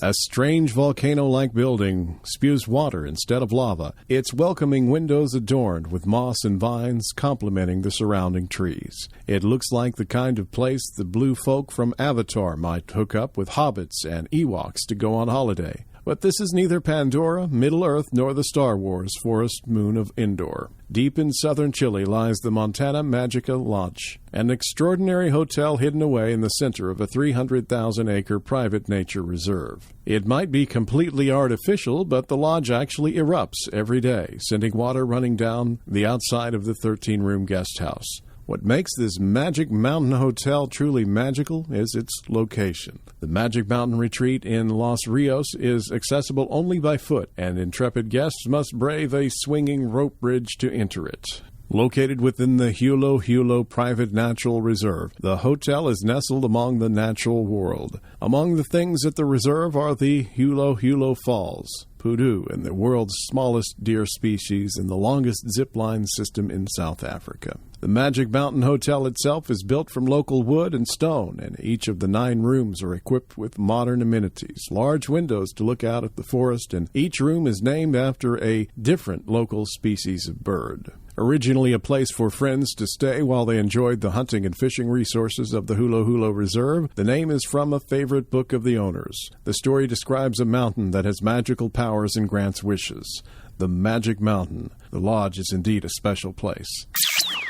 Scammers pretending to be employees of Facebook have been contacting people in the paranormal community trying to get them to send money. The thieves tell potential victims that they've won a contest and that they have to pay a transfer fee to get their winnings. Paranormal enthusiast Chris Melancon was contacted by someone named Harris Edna of Facebook headquarters. Edna claimed to be an online promo agent that works for Facebook. The scammer is telling victims to send MoneyGrams to Geraldine Evenson in Londonderry, New Hampshire. Melancon suspected that the message was a scam and warned friends on Facebook. A list of NASA award grants that fund technologies with the intention of transforming future space exploration has been published. And there was one entry that caught the public eye, turning poop, that's right, feces, back into food. While this idea might sound like total crap, it's going to be an essential obstacle to overcome if we ever want to send humans as far as Mars. There's only a limited amount of supplies that can go in a rocket to Mars, and there's already a demand for food, oxygen, and rocket fuel. It is an engineering challenge to stuff a spaceship with enough food for roughly 9 months for a one-way mission, and longer if the crew plans on coming back home. But if the crew could simply pop their poop into some sort of recycling machine and eat the synthetic food that comes out, then this would make space travel much easier. It would reduce the amount of food needed to be taken on a voyage and maybe lengthen the time astronauts could stay in space. The grant total is $200,000 a year for up to 3 years. The lucky winners that will be making use of this funding to recycle poop back into food are researchers from Clemson University in South Carolina. Space travelers might not be so delighted about the thought of consuming their own recycled feces. They say the mental repulsion shouldn't be too difficult to overcome, though, since astronauts already drink their own recycled urine. But at the moment, we have no idea what the poop food might taste like. In the meantime, astronauts have started enjoying ISS-grown lettuce. Much more palatable. I'm Leo Ashcraft, Dark Matter News. I'm sorry about the hold, the no show on hold thing, folks. We've got so much to do. So let me go overseas and say hi to Mark. Yeah, hi, Art. Who's been very patiently waiting. Where are you, Mark? Yeah, hi, Art. This is Mark in Bern. Not only did I make a deal with the devil, I made a legally binding contractual agreement with the devil. Oh, my God. Well, that's a wrong expression, too. I was married to her for 18 years. You were sneaky. So it was now an ex-wife. An ex-wife, exactly. Mm-hmm. And I don't wish that upon anyone. No, and actually the suffering that will go on for possibly the rest of your life will be just as deep and as bad as you might get otherwise. Deep pockets, actually. If you want to talk about deep pockets, yes. Oh, my. Well, how's Switzerland this morning? It's good. I'm actually going to do a radio show in 20 minutes on community radio here in Bern. Really? Yeah, I'm a radio guy. Put a plug in for me. Okay, I will. And it's Radio Raba, Radio Burn, the first two letters from Radio Burn, non-commercial community radio. Burn, baby, burn. Exactly. Thanks, Art. Thank you very much, and take care. Burn, Switzerland. I can't be ignoring the rest of the world, and I tend to sort of do that. Sorry about that. If you're outside North America and you want to call us, it's so easy. Just go to your smartphone, put in Skype, and then make like you're going to add, a contact, and add us, MITD55, outside the U.S. and Canada, MITD55, and then it'll be in your contact list. You can just hit it, and you can call us like Raymond has just done from somewhere or another. Hi, Raymond. Hi, I wanted to ask, what's your favorite subject? My favorite subject? I have so many, it's really hard to say, but this devil thing does get me going. Maybe there is something there. Where are you calling from? I'm actually calling from Edinburgh. Where? Edinburgh? Scotland. Scotland. Oh, I've always, my whole life, I've wanted to go to Scotland. I've been close by. I've never made it. Would I like Scotland? It's a beautiful country, like. It is. Aye. You haven't made a deal with the devil, have you? No, I've not made any deals with the devil. I wouldn't do that. I've talked to so many people today. Have you? With the devil are stupid. Have you heard them? These people that made the deal? Nah, I don't really know any people that have said to me, again, I want to make a deal with the devil, like. Yes, well, many, many, many. I mean, this phone line hasn't stopped. I've only got one phone line for people who've made deals with the devil, and it's ringing off the hook. Oh, it's crazy, like. Yeah. All these people that have made deals with the devil, again, because you didn't know if you're going to, when you die, if you're going to lose your soul. Well, yeah. You know what I mean? I know. But people seem to be willing to do it for things like, women, sex, money. Yeah. These and women. Yeah. Sex, money, women, and power. That's right. Power. I forgot power. That's a big one. Sure is, like. Want to be king of Scotland? Yeah, I'm from Scotland. Well, you must have called for some reason that you have not yet enumerated. I honestly came what I phoned for, to be honest. I was just got a phone to ask you what your favourite subject was, but I sort of noticed time travel kind of a wee bit. Time travel would be up pretty near the high end of the list, but I don't know. I'm still exploring subjects, and I think it's going to be a long time before I get done. So I honestly can't answer that. If you forced me into an answer, I would say time travel for now. But we'll see. No problem. It was good talking to you anyway. Good talking to you too. Take care. That's some accent you've got there, Scotland. The cool thing is the worldwide reach that we've got here. It's just amazing. I mean, anywhere in the world can hear us. Now, in Scotland and places, Bern, Switzerland, for example, I think it's morning. So people are actually, if they sound a little groggy, it's early morning. They're sitting there with their morning coffee or tea or something. Anyway, internationally, it's MITD55 into Skype, and then it's an absolutely free call. And here I think we have somebody who has made a deal with the devil. Hello? Hello, Art. Hi. First of all, welcome back, or Roswell's to you, my friend. Well, thank you. Yes, I made a deal with the devil, and things just did not go good. No. Yes, my three biggest things I wanted was money, power, fame, women, actually 4, and I got nothing. Actually, the only 2 things I got was a life supply of chaga and a Berkeley water filter. Seriously? I mean, this is like the water filter.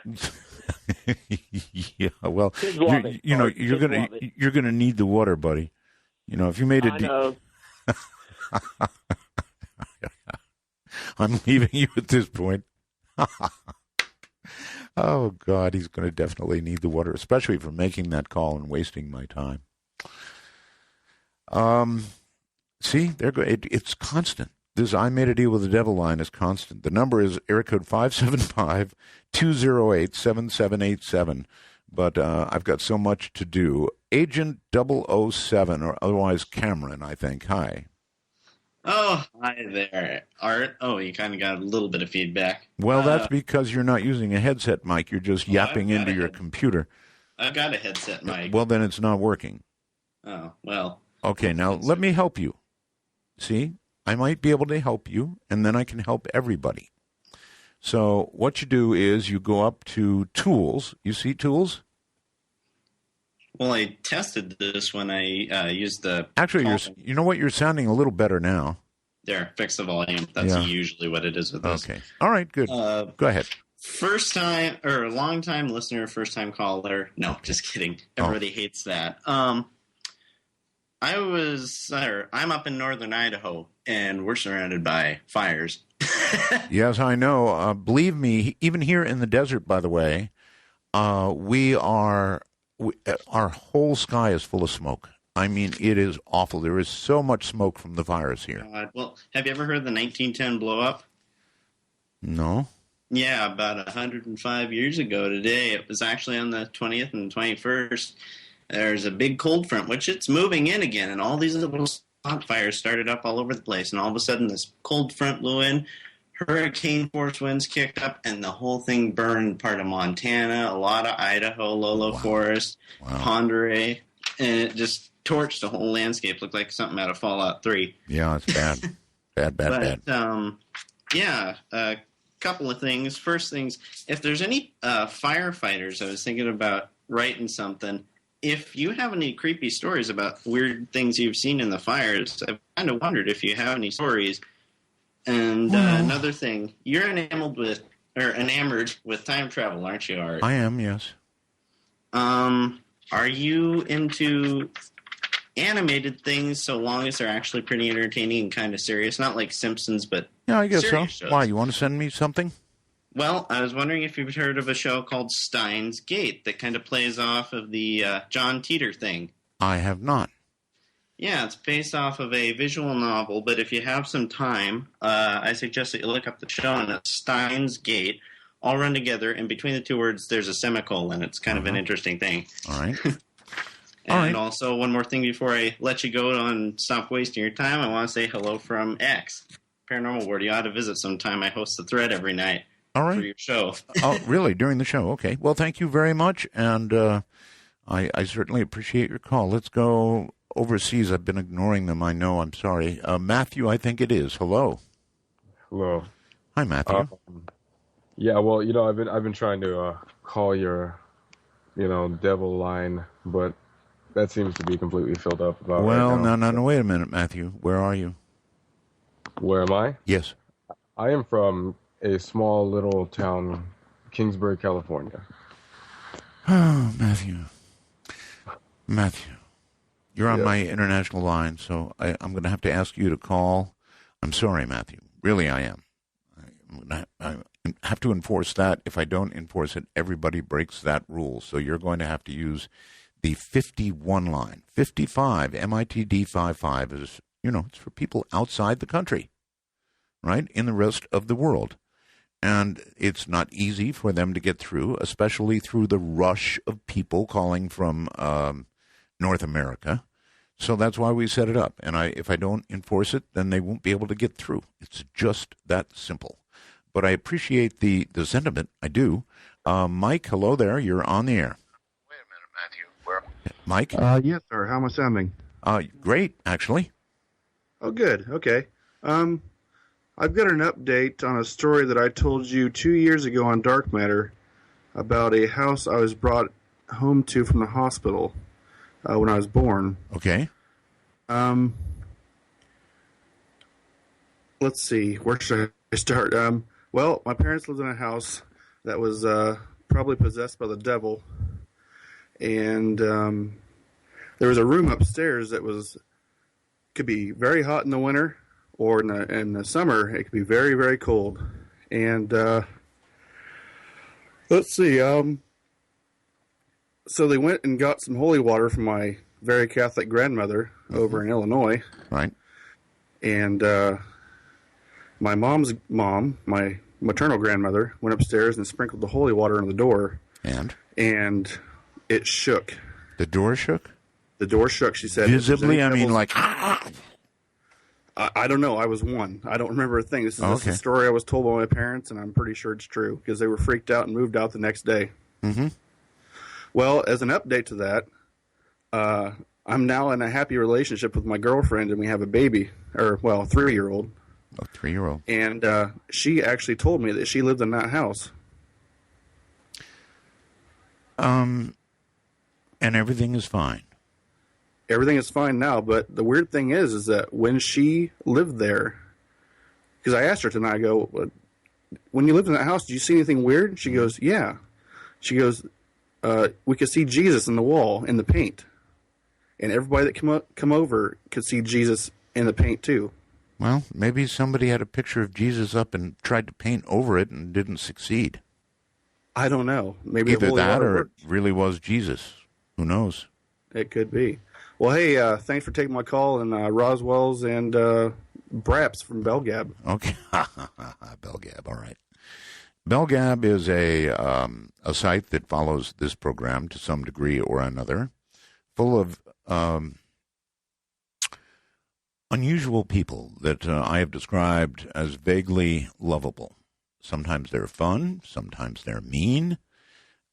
However, the one observation I would make about Belgab is, for the most part, it has more intelligent users than you will find on most boards. That's not to say they don't break out into, like North and South Korea fights occasionally. Speaking of that, you're going to want to keep an eye on that tonight. It really looks like something is going to happen in the Koreas, or very well may happen. It'll be about 2:30 in the morning Pacific time, or just a few hours from now. So that bears watching, because the idiot in the north has laid down a deadline, and he says either the South Koreans stop with the speakers or he's going to blow them to bits. All-out war, he says. So you definitely are going to want to keep an eye on that. It's pretty scary stuff, frankly. We have, 35,000 Americans there? Serious stuff. Hello, Michael. You're on the air. Art? Yes. Extinguish your instrument, please. By the way, while he's doing that, if anybody thinks they're going to call up and say a bad word on the air, it doesn't work. I've got a 7-second delay, so you're wasting your time. Okay. You all set? You got to turn it off. Mike? Art, I'm trying to call you, but I'm hearing the other broadcast. Yes, Michael, that's because you've got to turn the other broadcast off. Okay. One comment and a question. Yes. First comment, I'd like to ask everybody to become a time traveler, because you've worked so hard to keep this thing going. Thank you. And my second question, I've always wanted to ask you this for many, many years. Yes. When you were in the Union Plaza, yes, you were broadcasting from there, and the he's having a hard time because he's got his radio still on, right? No, my radio is off. I can hear it. Anyway, now I can hear you. The Union Plaza, yes. At the Union Plaza. Yes. At that time, it was run by the mafia, right? Wrong. Well, look, let me put it this way. It was Jackie Gong's Union Plaza. I have no idea if the mafia was involved at any point. However, let me comment a little bit on the mafia while we're on the subject. There are many native Las Vegans, including myself, who remember when a very great deal of Las Vegas was run by the mafia. And frankly, it ran a lot better than it does now. And by that I mean there was less crime. It wasn't tolerated. The price of committing a crime, many times could end up being a lump in the desert. We have a lot of lumps in the desert. As you drive along, you'll see a lump here and a lump there. Sometimes those are people who, cheated in years past. So the mafia was not in totality a bad thing in terms of Las Vegas. Now, since we have become law-like, since we have,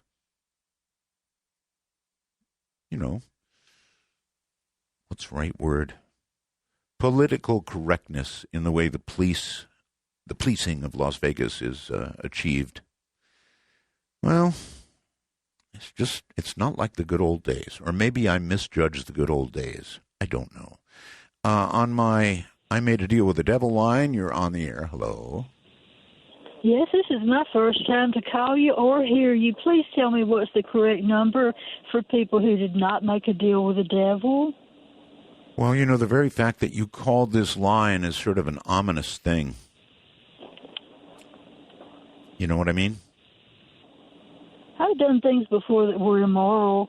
Could I please have your regular phone number? Yes, you may, but you're always going to have to worry about the fact that you did call this line. So subconsciously, you haven't made a deal, have you? Well, by the time I got where there was a pen, I didn't hear the first number because the second number drowned it out. And I I don't have a 2-track mind. I tried to get to a pen. Okay, I'm going to give you the number. You ready? Yes, sir, please. It's area code 952. Yes. 225. 225. 5278. 5278. Yes. Would you like to let me say something on this line? No.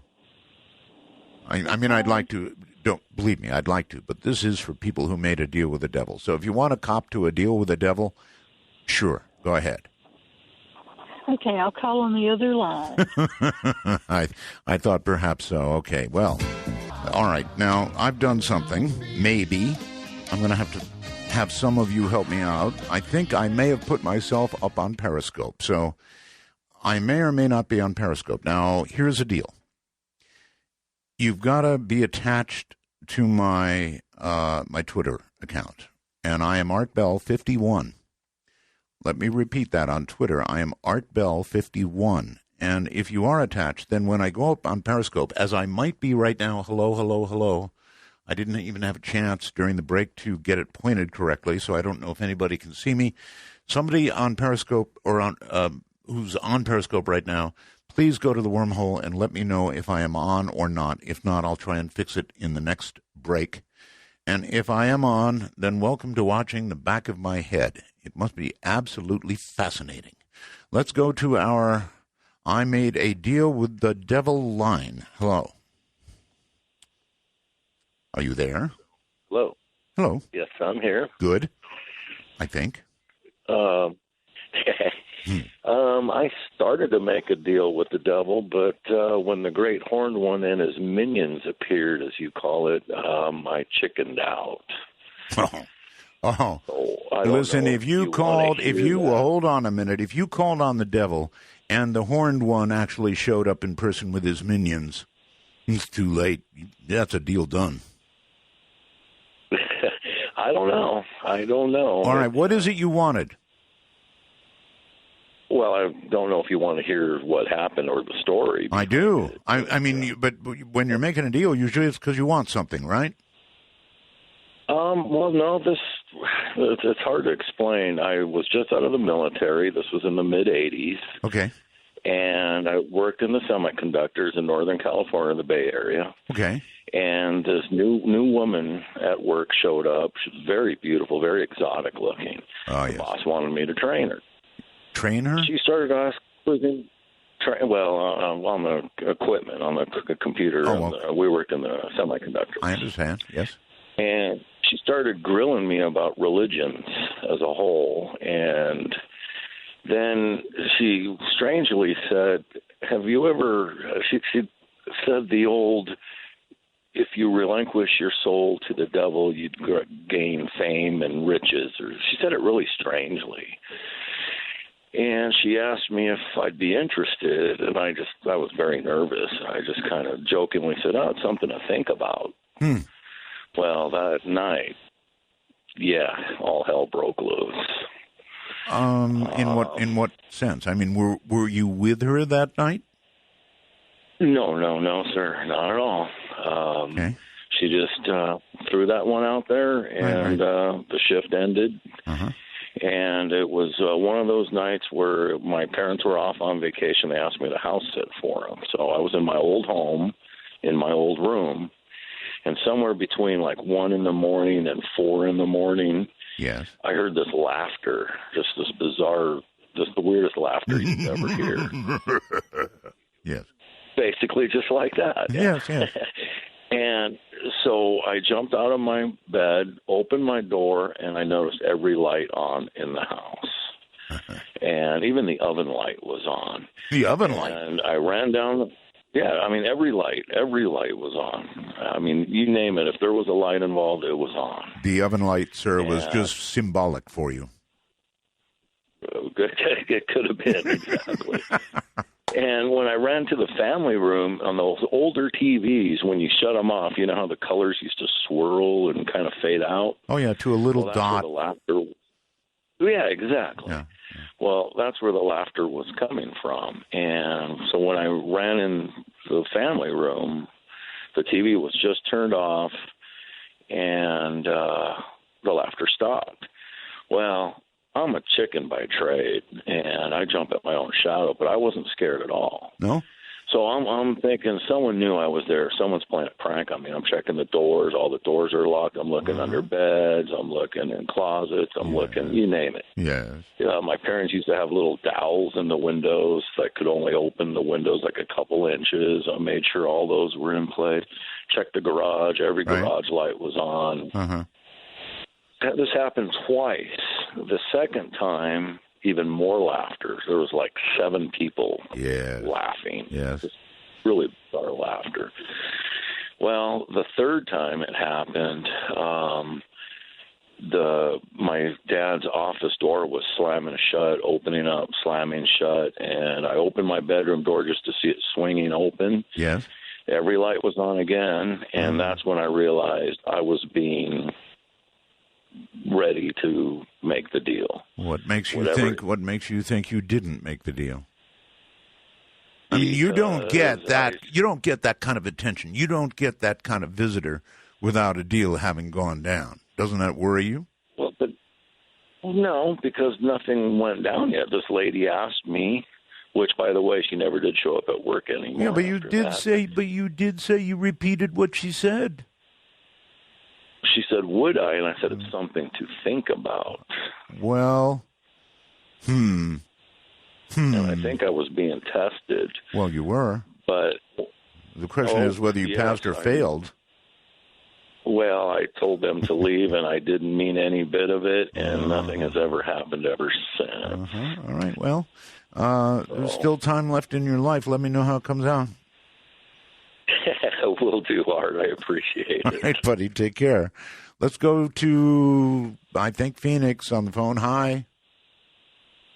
Hi, Art. I'm shutting off the line because of the hold.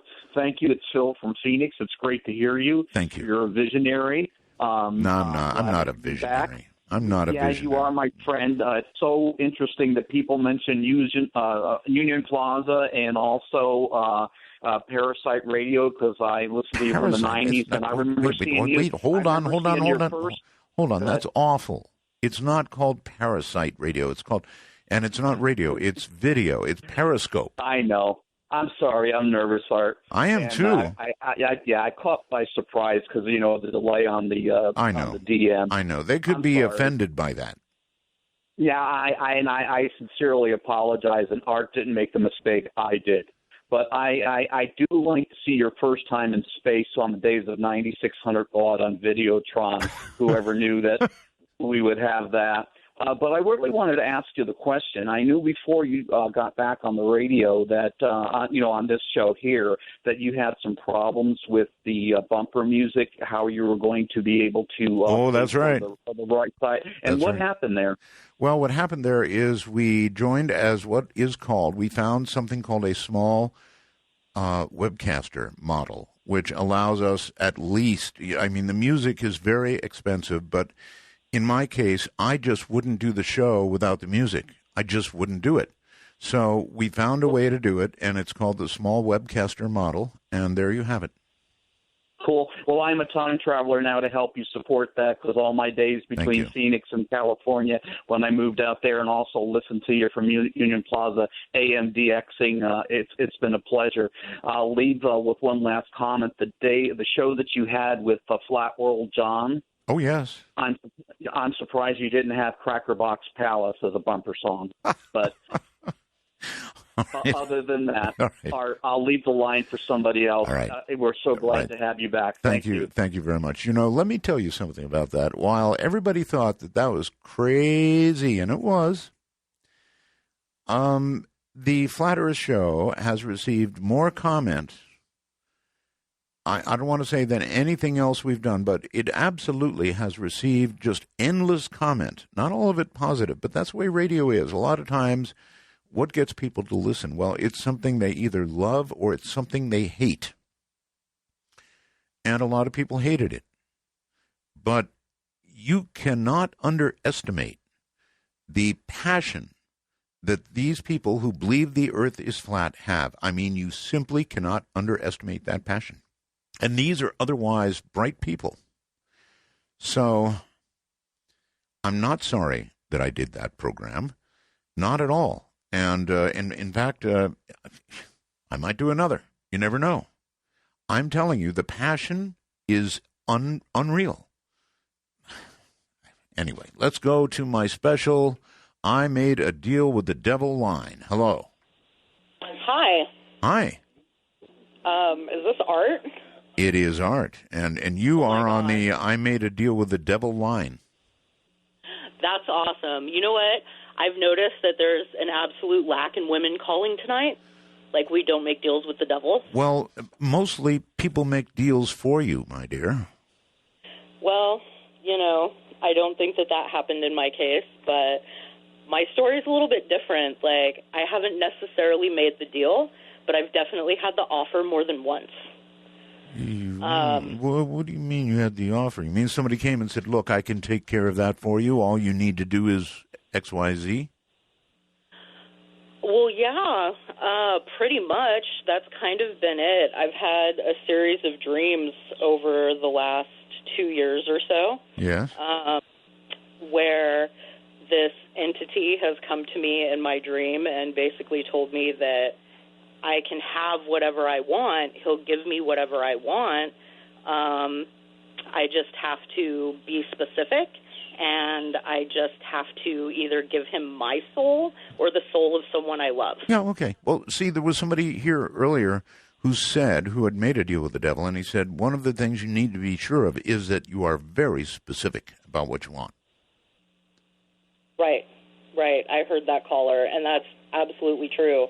And it's something that I'm aware of. I've practiced witchcraft since I was 13 years old, so I'm definitely aware of the specifics. Yes. And I'm definitely aware that I probably opened up some energies that I shouldn't have.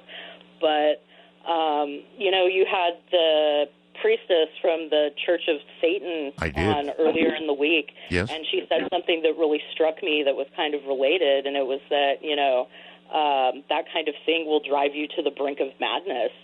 And I can definitely say in the last 2 years, despite the fact that I haven't really buckled down and said, okay, you can have my soul and, we're going to do this, it's definitely changed me as a person. Well, you're obviously teetering, right? Sounds like you're very close.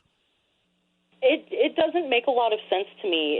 It told me that it would take the soul of somebody that I loved, but to me that's kind of like, I don't know, like a Freudian slip. Like, if I loved that person, I wouldn't give their soul to the devil. Well, at least you're not giving your own soul. I mean, I know it's selfish, but there's a lot of souls going here and there. And so, I mean, if you really want whatever this is, then as long as it's not me.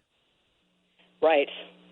I feel it. I would never do that, Art. I swear, I would never do that. All right. Well, all right. Thank you very much for the call. But see, really, technically, I should have not let you get away with that.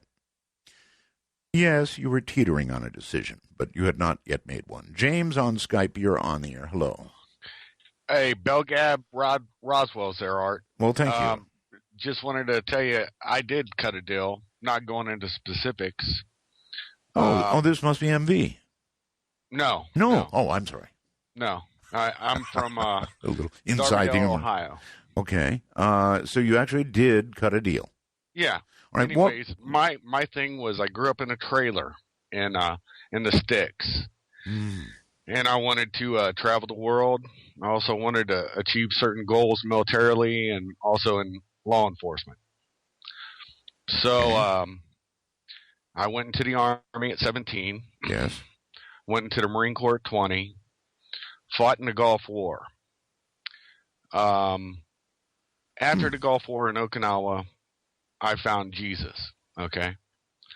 Was this before or after the deal? After I was a young kid. See, it doesn't work. It doesn't work. It doesn't work that way. Well, it does, and I'll tell you why. I know it does. No, it doesn't. Once you cut a deal, it's irrevocable. It's you say that, Art, but it's not. I do. And right. I'll tell you why I know. Well, we'll find out at the end, right?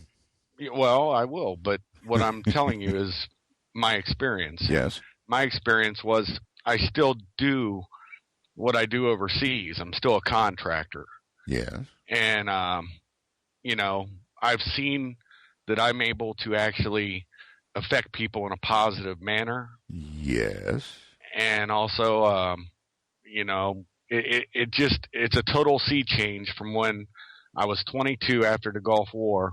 Uh-huh. And, you can tell when the worm has turned, as they say. Yes, but you made a deal. That's the worm turning. Yeah. That's the worm turning. I agree with that, but I'm saying that I did it as a minor who did not have full cognizance. Oh, so you really think that the devil cares about how old were you at the time? Probably around 14. 14. Yeah. Well, and there is something called, even in law, somebody who's a minor and non-sentient, and trust me, I was an ignorant hillbilly. Uh-huh. There's a big difference. And anyways, that's my story. It's truth. And you're sticking to it, right? Well, I'm sticking to it, and I'm telling you, I love your show, but I just wanted to give you a big bell gab Roswell's and tell you that you're the man. All right, buddy. You God take bless, care. brother. Right, later. Okay. Let's go here. Let's go outside the country. Hello, it looks like Michelle. Hey, Art. Hey, Michelle. So, I'm watching you on the Periscope on my iPhone and listening to you on my iPad. How cool here is in that? bed. That is awesome. This is the coolest thing in the world. This is so cool, Art. You're right. It is cool. It is. It's an amazing world we live in now.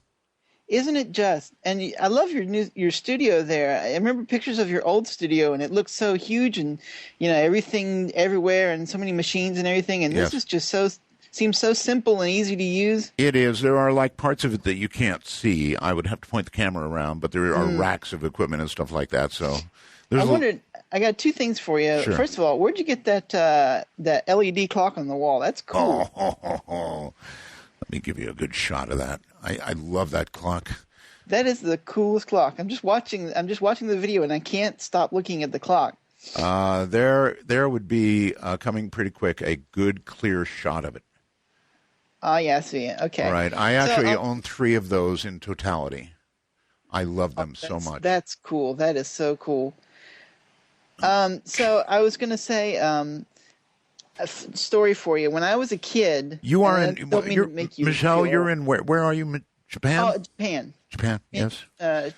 Near Fuji. Right. Actually, going to go climb it next weekend. You're going to climb Fuji. Yeah. Wow. Okay. So when I was a kid, my dad used to go and he'd have to make deliveries real late at night. He was a steel draftsman, and sometimes they'd ask for last-minute changes. Right. He'd have to go deliver them real late at night. So he'd put me in his truck, and off we'd go at 1, 2 in the morning, and I would sit there in the truck and wait while he was talking over the plans and everything, and he'd be listening to you. And, I mean, I'm maybe, 11, 12, that kind of range, listening to you talking about aliens, and you used to scare the crap out of me. Mm-hmm. But I loved it. And now, listening to you again and then going back and listening to those old shows. Not much has changed. No, in a lot of ways, I don't think it has really. No, I still do the same thing. And so that reminded me, too, guest I wanted to ask you about. Sure. Do you have any plans to have or know anything about David Paulides? Yes, he's coming. He is. I really don't. I don't want to give away about guests, but people ask me, and I can't resist. So yes, he's coming. Sure. He's coming. Well, he's one of the ones that, of all the things that I've heard in all the years I've been listening, yes, his scares the crap out of me. Well, you know what? He may know where some of the people, who are admitting to these deals tonight are. No, that's a thought. It's a thought. All right, Michelle. But yeah, his really, just because it's the realism, the fact that it's so verifiable, it's really happening, and he has no idea why it's happening is what makes it so scary. Would you like to talk to somebody who's made a deal with the devil? Sure. Okay. Hello there. Have you made a deal with the devil? I have. I was about 14 years old after my father had passed away, and I grew up in kind of a party house, and had some crazy role models and whatnot. And when I was younger, we went ahead and we started cutting ourselves, and our left wrist, and drawing the blood out onto a piece of paper. Yes. Now, what we had to do in order to sell our soul to the devil was to go ahead and sign our name in our blood, and signing it over to the devil, then burning it in our wood stove. And you did that? And, of course... Where'd you hear that? Who told you that? Yeah, it was an old friend of ours we grew up with and partied with. And, you're talking to Michelle. You're talking to Michelle in Japan, just so you understand. Oh, okay. Hello. Hi. Hi, Michelle. So, Michelle, go ahead. Interview her. Let's find out about this. Okay.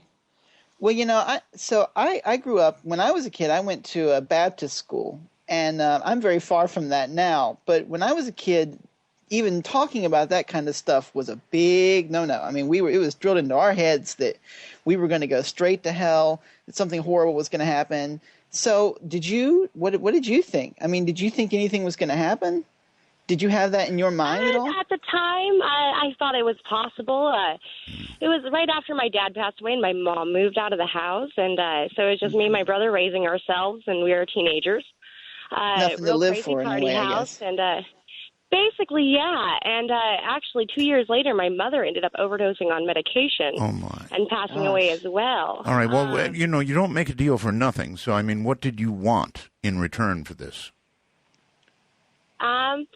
Well, I wanted my dad back. Well, that didn't exactly happen. Ooh. There's a show that's really popular in Japan about a bunch of alchemists, a couple kids that are alchemists that try to bring their mom back to life using alchemy, and which is the one thing you're absolutely prohibited from doing is trying to bring someone back to life, and it ends up ruining their life and putting them on a journey to try and fix everything. His brother gets turned into a suit of armor because his soul gets disconnected from his body, and they really messed up their lives trying to do that. And so it just kind of reminded me of that. But that's scary stuff. That's the one thing. Trying to bring someone back from the dead, man. Yeah. Yeah. Well, I didn't know exactly what I was doing. I just knew that I was willing to do what I could, and we also grew, like I said, party house, so drinking was involved as well, and other people were on drugs, so it was a little bit of a crazy thing. But we had some crazy circumstances arise after that.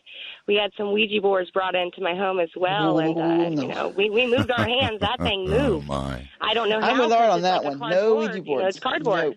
Okay, so but it was moving. Fully. It was pretty insane. All right. Well, it sounds insane. Michelle, thank you, and thanks for helping with the interview. And so my question to you is, how do you feel now about the fact that, well, your fate is sealed in blood at that? Well, I just live life. It doesn't. I don't look at all the negative things that happen and think that that's the reason, Art. But I do, it does go through my mind here and there of, am I cursed? I ended up dating a coworker of mine, and his son's name was Damien, and his name was Byron.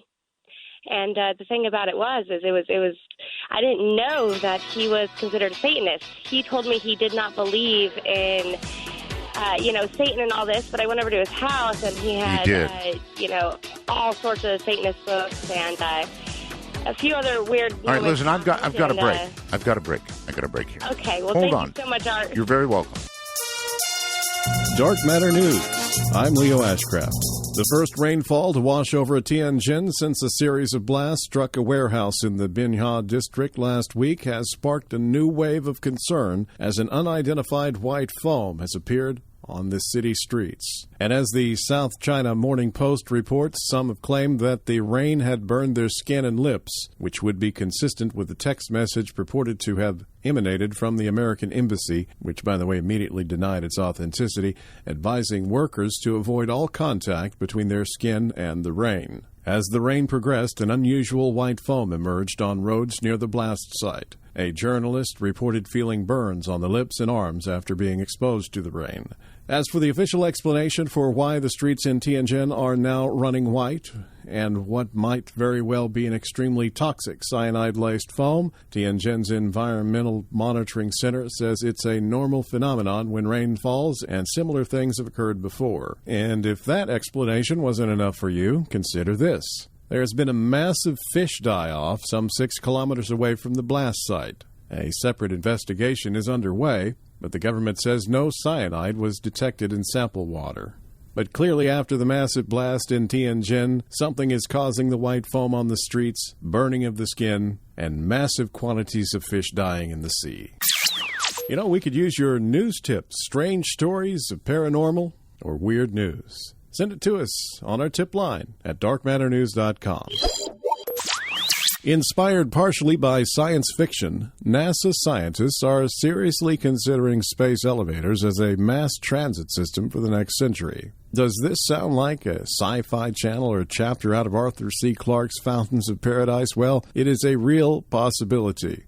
A space elevator that researchers are considering as a far-out space transportation system for the next century.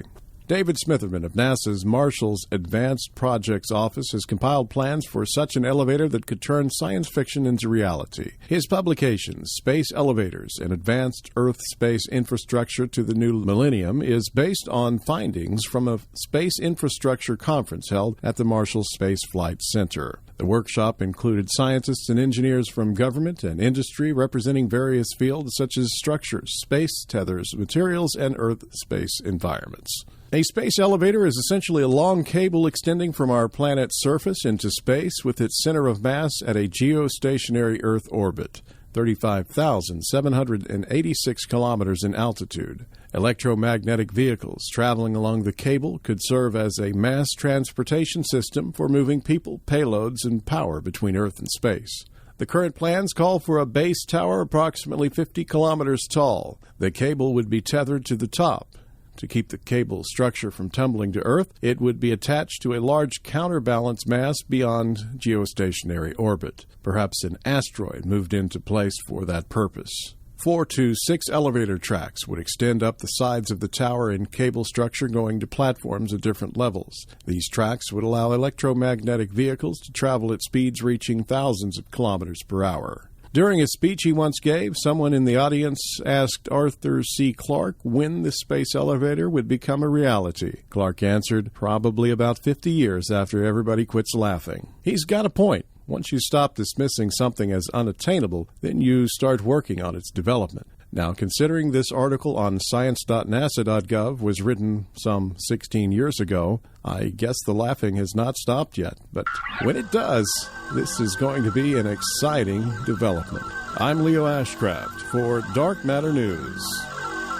Yes, if you've made, as so many have tonight, a deal with the devil, then you're going to want to call us at the following number, 575-208-7787. That's the number. You never know. Admitting what you've done, confessing as it were, might help. I doubt it, but it might. Area code 575-208-7787. And my, it's been a busy line. MJP, it's your turn. Hello. Hello, Art. Hi. It's been a while since we've talked on the phone, back from the Ham Fans days and all the rest of that nutty stuff. Yep, long time ago. Actually, I'm wondering, for Halloween, you should do a whole week of open lines, different topics, all night. Well, I'm thinking it over. What Halloween is going to be on the air? It's going to be something special. That's for darn sure. Oh, yes, definitely. I don't know. I keep listening to these people saying they've made a deal with the devil, but Yes. You know what? What? If they've made a deal, they better get a receipt so they can get their money back when things don't work out. Well, so far, of those that have called, not much has worked out. I mean, the people have received what they asked for, and usually then things kind of go sideways. Well, you never get what you ask for when you're trying to sell your soul, because that's the way it works. Nothing will ever go the way you plan. The devil is in the details. So they've said, yes. In other words, when you make your deal, at least get the details down. In other words, if you ask for a girl, I mean, you'll get her. That doesn't mean 2 years later you're still going to have her. So. Well, exactly. Yeah. This is the thing, is people don't really understand all this stuff, when it comes to the devil, demonics, a Ouija board, playing with that stuff by yourself. I kid you not, that's not a cool thing to do. People, really just don't understand what they're getting into, because the mind is a very powerful thing. It is indeed. All right. Well, thank you for the call. We're short on time. On my I sold my soul to the devil line, you're on. Hello. Oh, great. Great. Hi. How are you? So many of you that have sold your soul to the devil sound so cheerful. Well, I would be more cheerful, Art, if I actually had been able to successfully sell my soul to the devil. I have tried and tried and tried, but nothing works. And, honestly. Oh, no. No, sir. No. If you have tried to sell your soul to the devil, you're just buying it, you're selling again and again because it gets sold first time around. I don't know if that's really how it works, because I have not gained anything other than just like a bigger desire to sell more of my soul to the devil. Well, what have you asked for? Surely you didn't dispense with your soul without, something in return.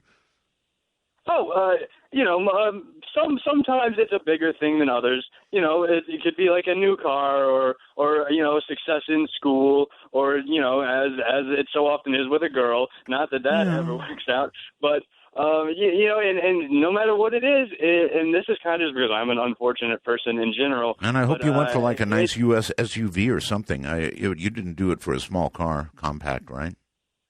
Oh no, I'm not really a hybrid guy. Mm-hmm.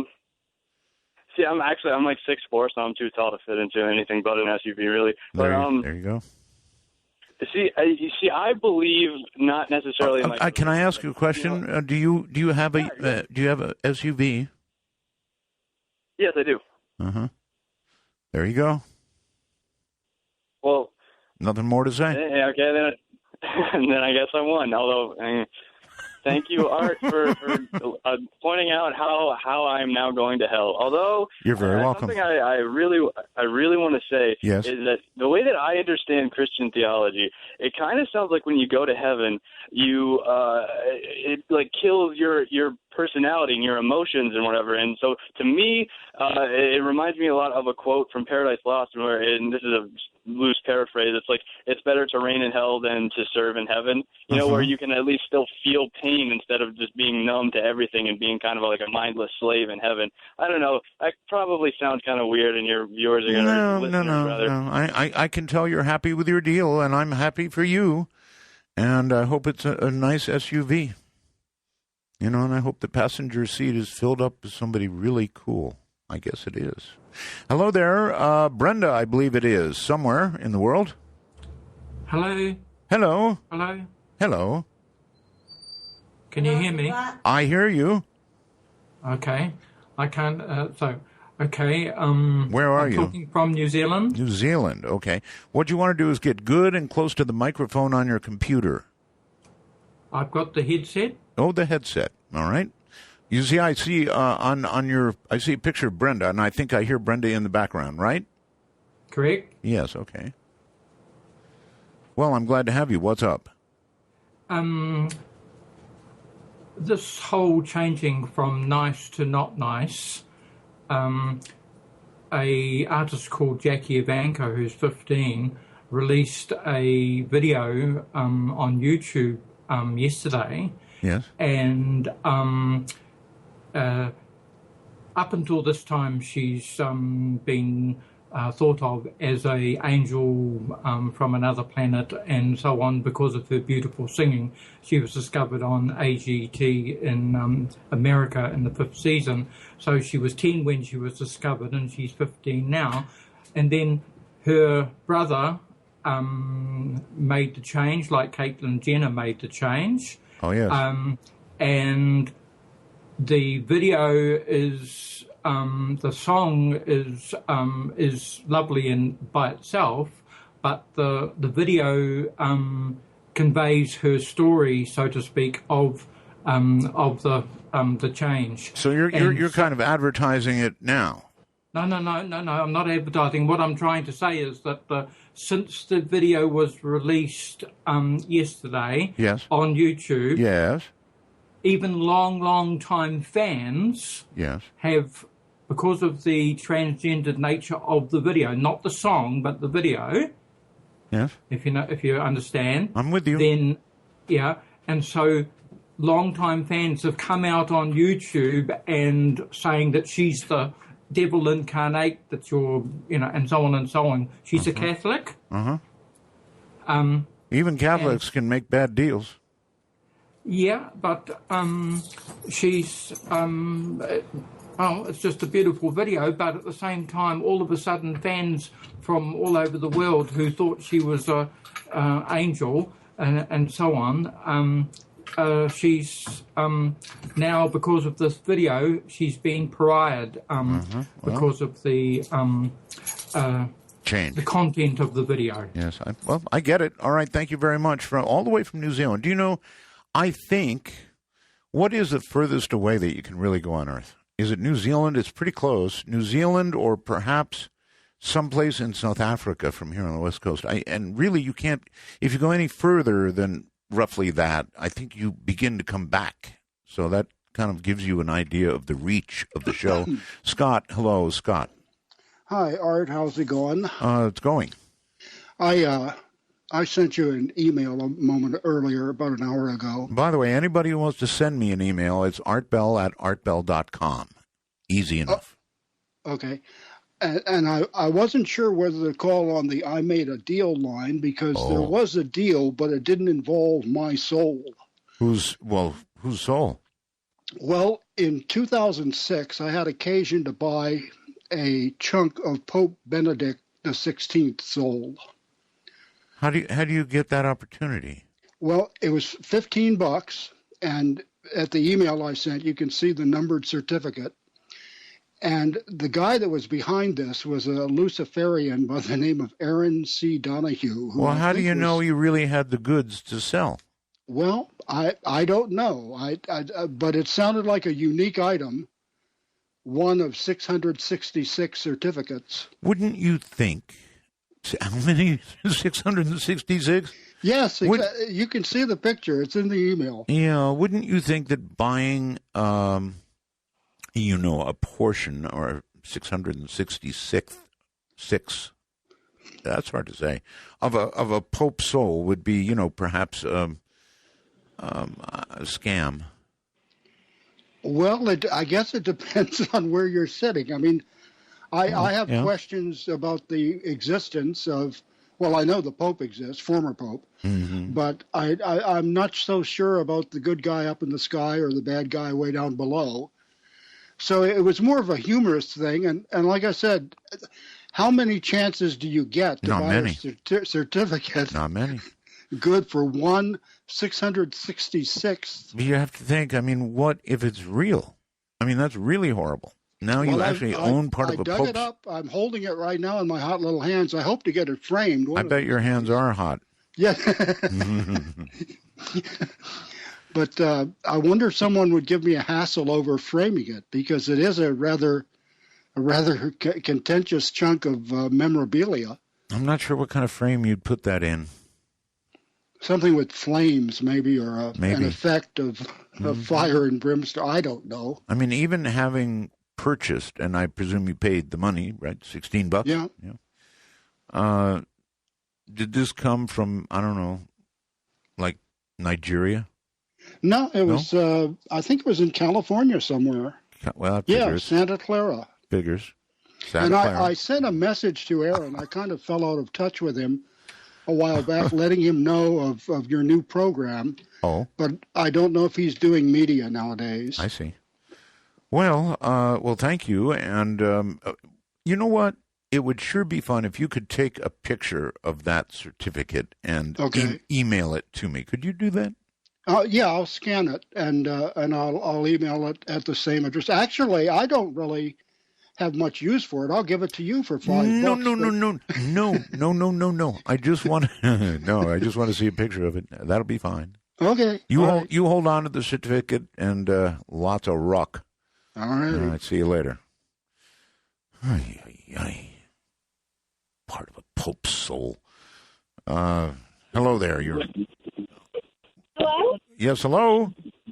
Hi, I'm sorry. Let me take you off speaker. Yes, thank you. Sorry about that. Hi. Hi. I had a question for you. I haven't sold my soul to the devil. I was curious. Do you want to make a deal? Do you want to make a deal now? No, I have no interest All right. in making a deal. I think I have had plenty of sex just being a Catholic. A Catholic entitles you to a lot of sex? Well, I don't know. That's from what I've heard the other callers selling their souls. Actually, there are stories about Catholic girls. You know that, of course. This is true. But the reason for my call is I wanted to know, down the street from you is the Amargosa Opera House. Have you spent any time there? You mean as in a lot of time? No, I've been there and by it many times. And I know the story of, it was purchased for that woman. Yeah. It's an amazing romantic story. It is, but it's really haunted, too. I have heard that, yes. I was just curious if you had ever been there because it's right down the street. I stayed there a couple of times. And I couldn't get a good night's sleep there. I won't stay there anymore because all night long I had something waking me up. Like what? I don't know what it was. It was patting my bed all night, and I would try to ignore it, and then it would shake the bed harder. It was patting your bed? I mean, like petting? Like patting it. You're like patting it, like patting the bottom of my bed, like trying to wake me up. Heavens. And then it was kind of like whatever it was gently pushing my face. Oh, my God. I really have to ask, I mean, how does anybody sleep in a bed that something is patting and then their face is touched and then you're going to try to tell me you went back to sleep? No, well, yeah, I tried. Well, I thought, it's funny. I was half asleep. My girlfriend, or a friend of mine, was in that we had two double beds, and she was in there, and she had some strange experiences that night as well. And I was, in being half asleep, I was just thinking, well, maybe if I ignore it, it'll go away. Mm-hmm. And it didn't. It bothered both of us all night. Just sounds like a place I'd like to stay. Gee. Yeah, well, it's funny because I know it's right down the street from you, and I thought you should go check that place out or at least investigate it a little more because there's all kinds of crazy stuff happening. Yeah, well, Area 51 is just down the street, too, and the consequences are probably about the same. No, the government won't shoot you or whatever the threats are. Oh, yes, they will. No, not in Amargosa, I mean. Oh, no, not there. But Area 51, guaranteed. Yes. All right, thank you. Thank you very much. That's yes, I'm well aware of the Opera House. Hello there, wherever you are. You're on the air, I hope. Thank you, Art. You're very welcome. A lot of people want to sell books, and I've heard several people on the air wanting to sell a book and telling people that if we have a massive blackout due to electromagnetic pulse, that it's physically impossible to pump gasoline with no electricity. And I've known all my life that there's such a thing as a hand pump. There's there's not so many hand pumps left anymore. If we had a massive EMP go off, the catalog here. I mean, I'm looking straight at a catalog with 2 pages full of them. These are sold every day and used every day. These are hand cranks. There's no excuse. Well, you know, if an EMP goes off, it's the end. Not if people will do right. You need to have this. If you've got a gas station, you should have this hand pump. Are you selling pumps? No, sir. No? Of course not. I would have too much competition because they're sold by huge companies like the Gimpler catalog and Northern Tool. I couldn't compete with them. Well, you could These try. are sold every day. You have a lot of passion going for you. You could sell hand pumps. Anybody can Google hand pump.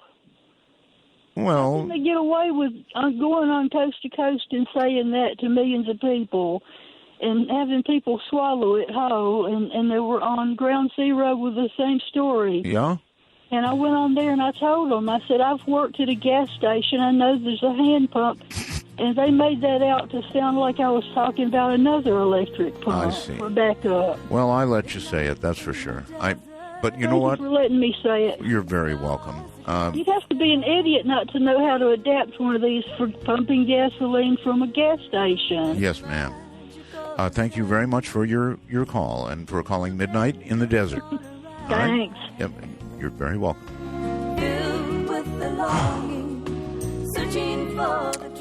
Well, that was quite a night, wasn't it? It just astounds me. I mean, I sold my soul to the devil line just rang all night long. Just all night long. It just never let up. It's time for my weekend to begin. Not making any deals, but, I've been here 5 days, so now I get the weekend.